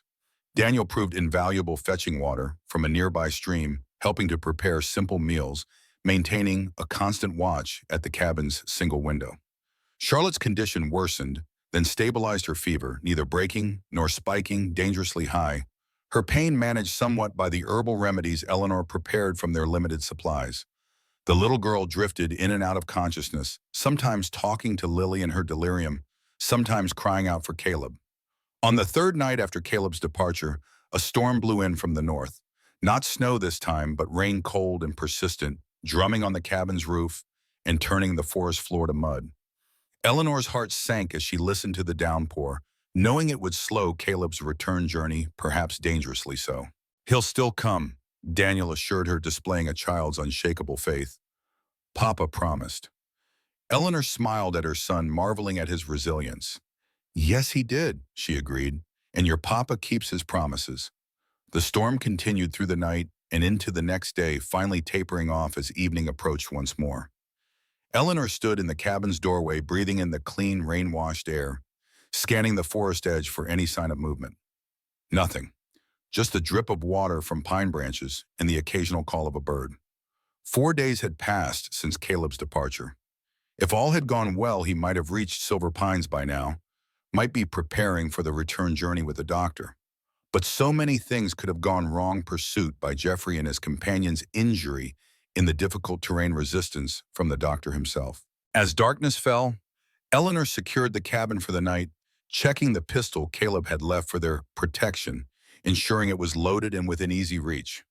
She had used firearms before her father had insisted his daughters learn basic self-defense, but hoped desperately she wouldn't need to now. Daniel had just banked the fire for the night when a sound froze them both in place, the unmistakable crunch of footsteps approaching through the wet undergrowth. "Get down," Eleanor whispered urgently, "way from the window, behind the bunk." Daniel obeyed instantly, moving to protect Charlotte while Eleanor grabbed the pistol, positioning herself between the door and her children. Her heart pounded in her chest as the footsteps grew closer, then stopped just outside. A soft knock, then a familiar voice. "Eleanor, it's me." Relief washed through her like a physical force. "Caleb," she breathed, rushing to unbolt the door. He stood on the threshold, rain-soaked and exhausted, but gloriously, wonderfully alive. Behind him, a second figure emerged from the gloom, an elderly man carrying a black medical bag. "Dr. Simmons," Caleb introduced briefly, "from Silver Pines, agreed to come despite the weather." The doctor, a thin man with kind eyes and a shock of white hair, nodded respectfully to Eleanor. Mrs. Stone, your husband tells me you have a child with suspected appendicitis. Yes, Eleanor confirmed, ushering them inside. My daughter Charlotte. She's been ill for 4 days now. While Dr. Simmons examined Charlotte, Caleb drew Eleanor aside, his voice low and urgent. We need to talk. Things have changed. Something in his tone sent a chill through her. What's happened? Blackwood and Edward reached Prescott 2 days ago, he reported grimly. They filed legal papers challenging our marriage, claiming custody of the children, demanding return of the deed. Eleanor's hand flew to her mouth. How do you know this? News travels fast in small communities, Caleb replied. Silver Pines was buzzing with it. Sheriff Winters is already on his way here with papers from the judge. But the judge hasn't heard our side, Eleanor protested. How could he make a ruling? Temporary order only, Caleb explained, pending a full hearing, but it gives Winters authority to take the children into protective custody until the matter is resolved.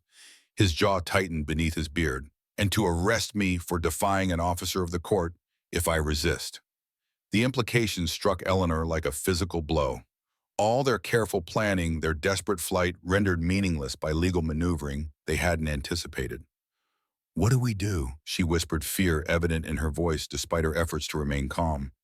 We still have the deed, Caleb reminded her, and Dr. Simmons has agreed to testify about Charlotte's condition. Explain why we couldn't continue to Prescott as planned. Will that be enough? It has to be, Caleb said simply. But first we need to get Charlotte well enough to travel. Then we go to Prescott ourselves, face this head on. Dr. Simmons completed his examination, his expression grave but not despairing. Appendicitis as you suspected, he confirmed to Eleanor. Inflamed, but I don't believe it has ruptured yet. She needs surgery, and soon. Surgery, Eleanor repeated, alarm rising. Here, now. The doctor nodded. I've performed this procedure many times, Mrs. Stone. With proper assistance and strict attention to cleanliness, the risks are manageable. He glanced at Caleb. Your husband mentions you have some medical knowledge. Some, Eleanor acknowledged. My father was ill for many years. I learned to tend him. Good, I'll need your help. The doctor began unpacking instruments from his bag. And you, Mr. Stone, you have field surgery experience, I understand. Caleb nodded grimly. During the war, not experiences I care to remember. Nevertheless, skills that may save your daughter's life tonight, Dr. Simmons replied matter-of-factly. Now let's prepare. We'll need hot water, clean linen, strong spirits if you have them for the patient and perhaps for ourselves as well. The next hours passed in a blur of focused activity. The crude bunk was transformed into an operating table, illuminated by every lamp and candle they possessed. Joseph was settled in his makeshift cradle at the far side of the cabin, Daniel tasked with watching over his baby brother and keeping him quiet. Charlotte mercifully was too weak and feverish to fully comprehend what was happening, accepting the small dose of laudanum Dr. Simmons administered with minimal resistance. As the powerful opiate took effect, her eyes fluttered closed, her breathing becoming deep and regular. Ready? The doctor asked, looking from Eleanor to Caleb. Both nodded, faces set with determination despite their fear. The procedure itself was both horrifyingly intimate and curiously impersonal. The doctor's skilled hands moving with precision, Eleanor assisting with instruments and sponges, Caleb ensuring Charlotte remained still and monitoring her breathing. Time seemed to stretch and compress simultaneously, minutes feeling like hours, yet the operation proceeding with remarkable speed. There, Dr. Simmons announced, finally extracting the inflamed appendix and dropping it into a basin. Just in time, another day it would have ruptured. Relief washed over Eleanor as the doctor began the careful work of closing the incision. Charlotte would live. Whatever else they faced, legal challenges, custody battles, uncertain futures, her daughter would survive this crisis. As Dr. Simmons completed his work, Caleb stepped outside, briefly returning with a grim report. Storms picking over again, rain turning to sleet. We're not going anywhere for at least a day, maybe two. The doctor nodded, unsurprised. The child shouldn't be moved immediately anyway. She needs time to stabilize, begin healing. They settled into an uneasy vigil, taking turns monitoring Charlotte's condition through the long night. By morning, her fever had broken, a good sign, Dr. Simmons assured them, though she remained weak and uncomfortable. The storm continued, unabated sheets of freezing rain, occasionally mixed with snow, turning the forest into a glistening, treacherous landscape. Travel would be impossible until it passed a mixed blessing that delayed both their journey to Prescott and any pursuit by Sheriff Winters. On the second day after the surgery, as Charlotte rested comfortably and the storm showed signs of weakening, Simmons drew both Eleanor and Caleb aside for a private conversation. "I feel I should inform you," he began carefully, "that before I left Silver Pines, I was approached by a Mr. Blackwood regarding your situation." Eleanor tensed, exchanging a concerned glance with Caleb. "What did he want?" "Information primarily," the doctor replied. "About your whereabouts, your plans. He offered a substantial sum for my cooperation." The elderly man's eyes twinkled suddenly. "I declined, of course. Doctor-patient confidentiality is sacred even on the frontier." "Thank you," Caleb said sincerely. "Not everyone would maintain such principles when gold is offered." Dr. Simmons waved away the thanks. "I've been practicing medicine for 40 years, Mr. Stone. Seen all manner of human behavior, good and ill. Formed my own judgments about character." He looked between them thoughtfully. "Whatever legal complications exist regarding your marriage, I've observed nothing but genuine concern and care between you. The children clearly view you as their father, Mr. Stone, and you've risked much to ensure their welfare." Eleanor felt tears prick her eyes at this unexpected support. "The law may not see it that way," she said softly. "Perhaps not," the doctor acknowledged, "but I intend to make my observations clear to Judge Harmon when the time comes. He values medical testimony highly." "You would do that?" Caleb asked, surprise evident in his voice. "I would, Doctor," Simmons confirmed. "Justice isn't always served by strict adherence to legal technicalities. Sometimes human factors must be considered as well." His support gave them renewed hope. A respected professional, willing to testify on their behalf, could significantly influence the judge's decision, particularly regarding custody of the children. The storm finally broke on the third morning, leaving behind a transformed landscape, trees encased in ice that glittered like crystal in the pale winter sun, ground alternately muddy or frozen, depending on exposure. Difficult traveling conditions, but not impossible. "Charlotte can be moved now," Dr. Simmons declared after examining his young patient. "Carefully, of course, and with frequent rest, but the journey to Prescott should be manageable." They prepared to depart, packing the sled with their meager belongings, creating a comfortable nest of blankets where Charlotte could rest during the journey. The little girl was pale but alert, her natural resilience beginning to reassert itself after the ordeal of surgery. "Lily says everything will be all right," she informed them solemnly as Caleb lifted her gently onto the sled. "She says the judge is a good man who will listen." Eleanor exchanged a glance with Caleb, both drawing comfort from Charlotte's certainty despite its mysterious source. Throughout their journey, these strange communications had proven oddly prescient, warning of danger, guiding them to safety, revealing hidden truths. Perhaps this too would prove accurate. They set out as the sun reached its zenith, Simmons riding the horse they had used to pull the sled, now fitted with a makeshift saddle.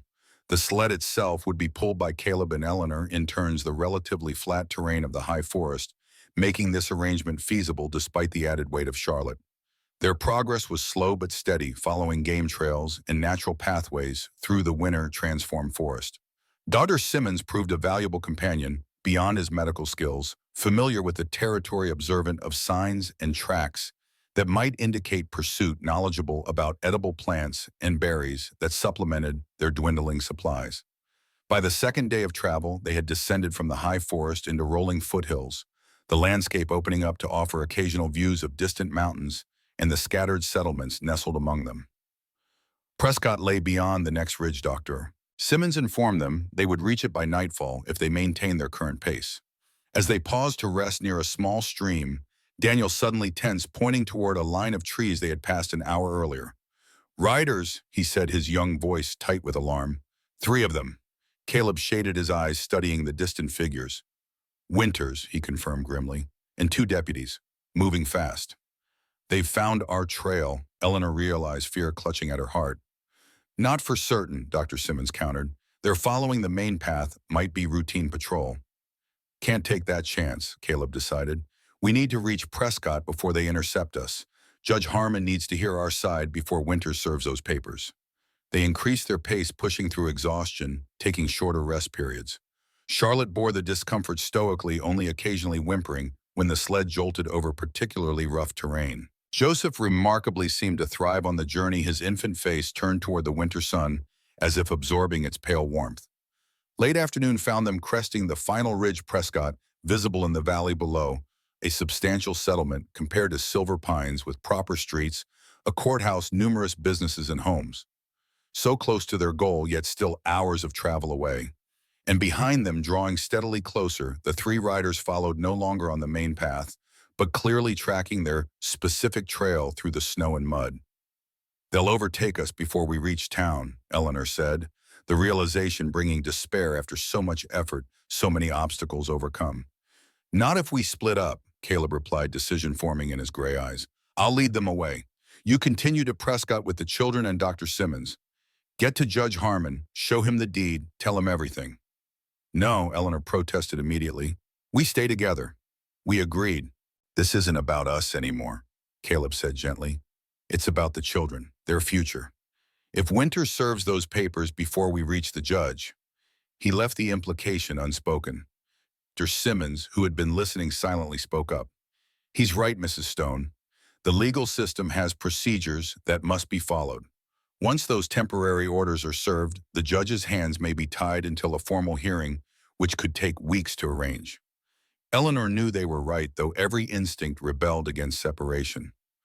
"What will you do?" she asked Caleb, fear evident in her voice despite her efforts to remain calm.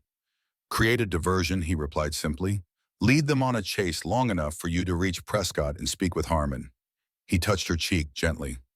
"I'll find you. Whatever happens, I'll find you." The promise hung between them, weighted with all they had shared, all they had endured together. In the short weeks of their marriage, Caleb Stone had become Eleanor's anchor, her partner, her friend. The thought of facing what lay ahead without him beside her was terrifying, but the children had to come first. Always. "Be careful," she whispered, reaching up to touch his scarred face. "Come back to us." "Count on it," he replied, the ghost of a smile touching his lips. Their farewell was brief. There was no time for more. Caleb helped transfer Charlotte to the horse, securing her before Dr. Simmons with a makeshift harness, then lifted Daniel up behind them. Eleanor would continue on foot, Joseph strapped to her chest, following the doctor toward Prescott, while Caleb created his diversion. "Remember," Caleb instructed as they prepared to separate, "Judge Harmon lives on Pine Street, the large house with green shutters. Go there directly, even if it's after dark. Don't stop at the sheriff's office or the courthouse. They'll be watching both." Eleanor nodded, committing the instructions to memory.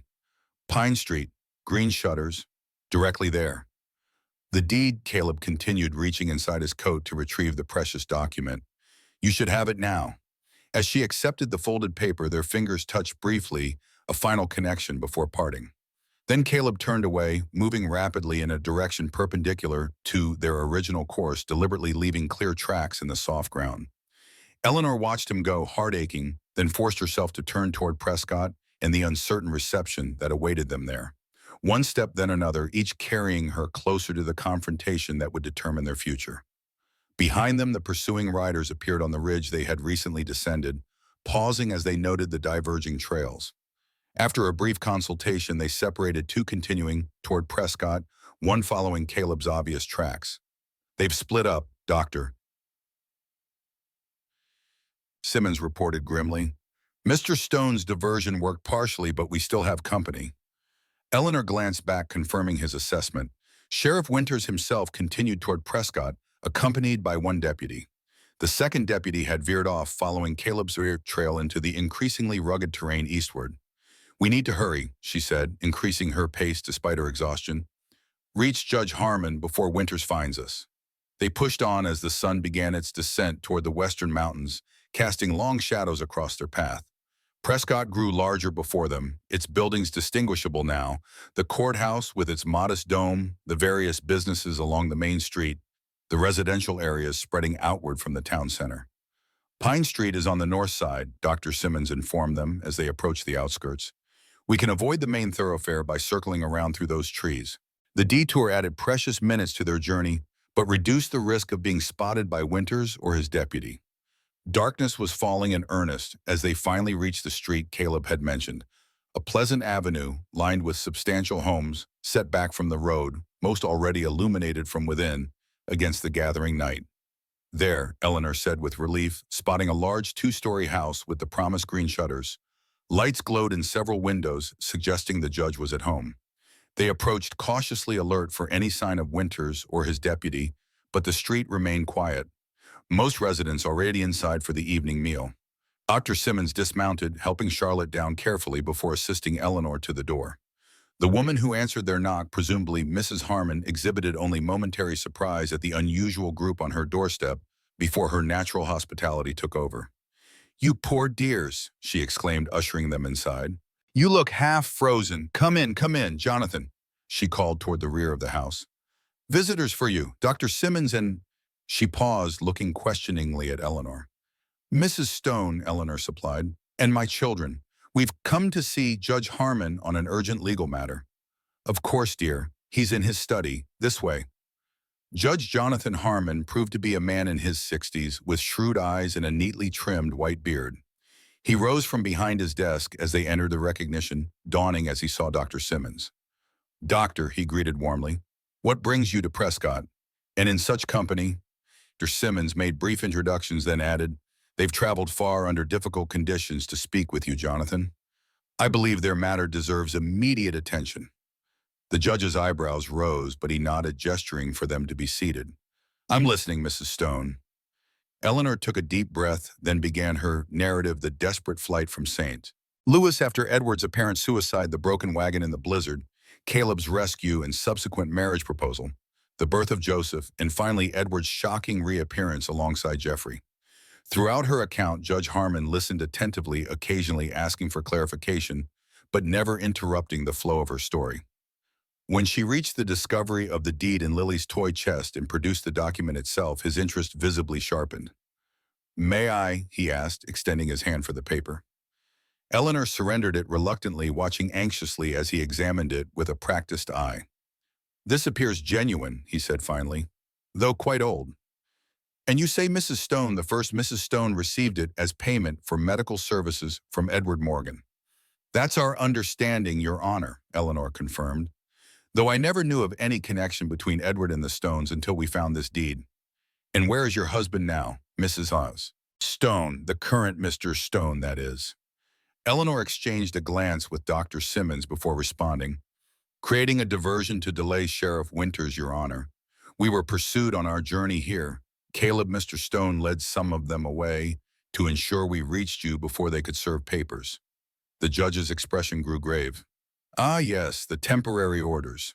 He rose, moving to a filing cabinet from which he extracted several documents. "Mr. Blackwood and Mr. Morgan were quite persuasive in their petition, presented quite a different version of events than you have, Mrs. Stone." Eleanor's heart sank. "You've already ruled against us." "I've issued temporary orders pending a full hearing," Judge Harmon corrected. "Standard procedure when allegations of this nature are made. However," he paused, studying the deed again, "this document introduces a complexity I wasn't aware of." A commotion at the front of the house interrupted their conversation. Raised voices, heavy footsteps, Miss Harmon's protests overridden by a man's authoritative tone. "That would be Sheriff Winters," the judge said calmly. "Right on schedule." The door to the study burst open, revealing Sheriff Winters, a heavy-set man with a florid face and small hard eyes. He brandished a sheaf of papers triumphantly. "Judge Harmon," he announced, "I have temporary custody orders for the Morgan children and an arrest warrant for one Caleb Stone." His gaze fell on Eleanor, and the children's satisfaction evident in his expression. "Ah, Mrs. Morgan, saved me the trouble of searching for you." "That's Mrs. Stone," Eleanor corrected firmly, rising to face him despite her exhaustion. "Not according to the law," Winters countered. "Your first husband is very much alive, ma'am, which makes your second marriage null and void." He turned to the judge. "I'll need to take the children into protective custody until the hearing as per your orders, Your Honor." "A moment, Sheriff," Judge Harmon said, his tone mild but carrying unmistakable authority. "I've just been presented with new evidence that may affect those orders." Winters frowned. "What evidence?" "A deed to property near the Colorado border," the judge replied. Property apparently transferred from Edward Morgan to Margaret Stone in 1865, well before Mrs. Stone here met Mr. Morgan. The sheriff's face darkened. Blackwood said nothing about a deed. I imagine not, Judge Harmon said dryly, as it complicates his narrative considerably. He turned to Eleanor. This document, if genuine, establishes a prior connection between your late husband and Caleb Stone's first wife. A connection that may explain much about Mr. Blackwood's and Mr. Morgan's recent interest in you and your children. Hope flickered in Eleanor's chin. Then you'll suspend the temporary orders. Not entirely, the judge cautioned. The legal questions regarding your marriages remain complex, but I am inclined to modify the custody arrangements pending our formal hearing. He fixed Sheriff Winters with a stern gaze. The children will remain with Mrs. Stone for now, under the supervision of Dr. Simmons, whom I hereby appoint as an officer of the court for this purpose. Winters spluttered in protest, but Judge Harmon silenced him with a raised hand. Additionally, the arrest warrant for Caleb Stone is suspended until the hearing. He is to report to this court within 3 days to give his testimony regarding these matters. And Edward, Eleanor asked. Jeffrey, they will be notified of these modifications and summoned to the hearing which I am scheduling for 1 week from today. The judge's expression softened slightly. In the meantime, Mrs. Stone, I suggest you and your children rest and recover from your ordeal. The town has a respectable boarding house where you'll be comfortable. Relief washed through Eleanor, though tempered by concern for Caleb still out there somewhere, possibly pursued by Winter's deputy. Thank you, Your Honor. But what about my husband? How will he know where to find us? What's happened? I'll send word to Silver Pines and the surrounding settlements, Judge Harmon assured her. If Mr. Stone is in the territory, he'll hear of it. As they prepared to leave for the boarding house, Charlotte, who had been unusually quiet throughout the proceedings, suddenly spoke up. Lily says Papa is safe, she announced with childish confidence. He's coming to find us. The adults exchanged glances, but none contradicted the little girl's statement. After all that had happened, Eleanor found herself willing to trust Charlotte's mysterious communications. Lily, whether figment of imagination or something more supernatural, had guided them true thus far. The boarding house proved comfortable if modest, its proprietress, a widow named Mrs. Campbell, welcoming them with genuine sympathy despite the lateness of the hour. A hot meal, warm baths, and clean beds worked wonders for their physical exhaustion. Though Eleanor found sleep elusive, her mind racing with all that had occurred, all that still lay ahead. The formal hearing would determine everything: custody of the children, validity of her marriages, ownership of the deed. So much uncertainty, so many legal complexities she barely understood. And through it all, the ache of Caleb's absence, the fear that he might not return in time, that he might be injured or captured by Winter's deputy. Morning brought no word of Caleb, though Dr. Simmons assured her this wasn't surprising, given the distances involved and the difficult terrain. He's resourceful, the doctor reminded her, and highly motivated to return to his family. His family. The simple phrase warmed Eleanor's heart. Whatever the law might eventually decide about their marriage, Caleb Stone had claimed her children as his own, through his actions, his protection, his unwavering commitment to their welfare. The day passed in restless waiting. Eleanor dividing her attention between Charlotte's recovery, Joseph's needs, and Daniel's barely concealed anxiety. The boy had grown deeply attached to Caleb in their short time together, finding in him the father figure so abruptly torn from his life by Edward's deception. Will they make us go with him? Daniel asked as evening approached, his young face troubled. With Edward. Eleanor gathered her son close, wishing she could offer absolute reassurance. Judge Harmon seems fair, she said carefully. He'll listen to all sides before deciding. I won't go, Daniel declared with sudden fierceness. I'll run away, find Papa, and go with him. Oh, sweetheart, Eleanor sighed, stroking his hair. I pray it won't come to that. But whatever happens, we stay together. All of us. That's what family means. Night fell with still no word of Caleb. Eleanor stood at the boarding house window, watching the quiet street below, willing his familiar figure to appear from the darkness. Behind her, the children slept, Charlotte and Daniel sharing one bed, Joseph in a cradle provided by Mrs. Campbell. A soft knock at the door startled her from her vigil. Dr. Simmons entered at her invitation, his kind face grave. News? She asked immediately, hope and fear mingling in her voice. Of a sort, the doctor replied. Edward Morgan and Jeffrey Blackwood have arrived in town. They're staying at the hotel, apparently preparing for the hearing. Eleanor's stomach tightened with anxiety. Have they tried to see the children? Not yet. Judge Harmon's modified orders are clear: no contact until the hearing.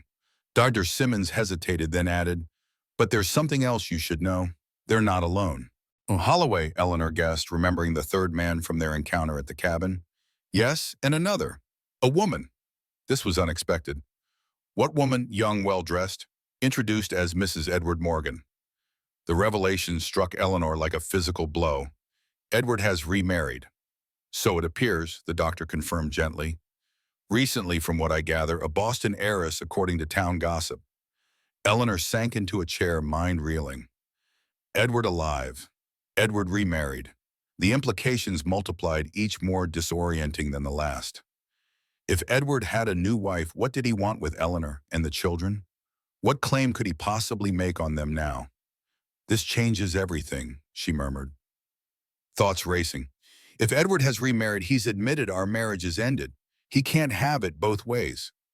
Perhaps, Dr. Simmons agreed cautiously, though the legal question of when your marriage ended, at his apparent death or upon your remarriage to Mr. Stone, remains complex.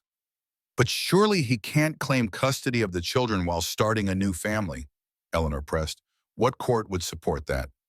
These are questions for Judge Harmon, the doctor reminded her.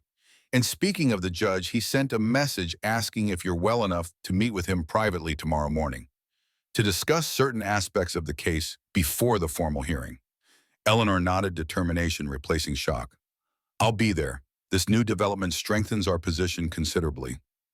She slept little that night, mind churning with possibilities and strategies. By morning, she had reached a decision. She would confront Edward, directly demand explanations, perhaps negotiate a settlement that would avoid the public spectacle of a formal hearing. After breakfast, leaving the children in Dr. Simmons's capable care, Eleanor made her way to Judge Harmon's home, where a maid showed her to his study. The judge welcomed her with formal courtesy, gesturing for her to be seated. Thank you for coming, Mrs. Stone, he began. I thought it best we discuss certain aspects of your situation privately before the formal proceedings. I appreciate that, Your Honor, Eleanor replied, particularly in light of new information I received last night. Ah, yes, Mr. Morgan's recent marriage. The judge's eyes twinkled briefly. News travels quickly in small communities. Does this development affect the legal questions before you? Eleanor asked directly. Judge Harmon steepled his fingers thoughtfully. It complicates them, certainly. Mr. Morgan appears to have contracted a second marriage while his first wife, you, was still living. This could constitute bigamy, a serious offense. Unless, of course, he genuinely believed you had divorced or died in the intervening years. He knew I was alive, Eleanor said firmly. He abandoned us, faked his own death to escape debts. There was no divorce. So you maintain, the judge acknowledged, and Mr. Morgan will undoubtedly present a different account. My role is to determine which version is supported by evidence and testimony. And the children, Eleanor asked the question that mattered most. How does Edward's remarriage affect custody? That depends on several factors, Judge Harmon replied carefully. The children's ages, their expressed preferences, their current circumstances, the suitability of each potential guardian. He paused, studying her face.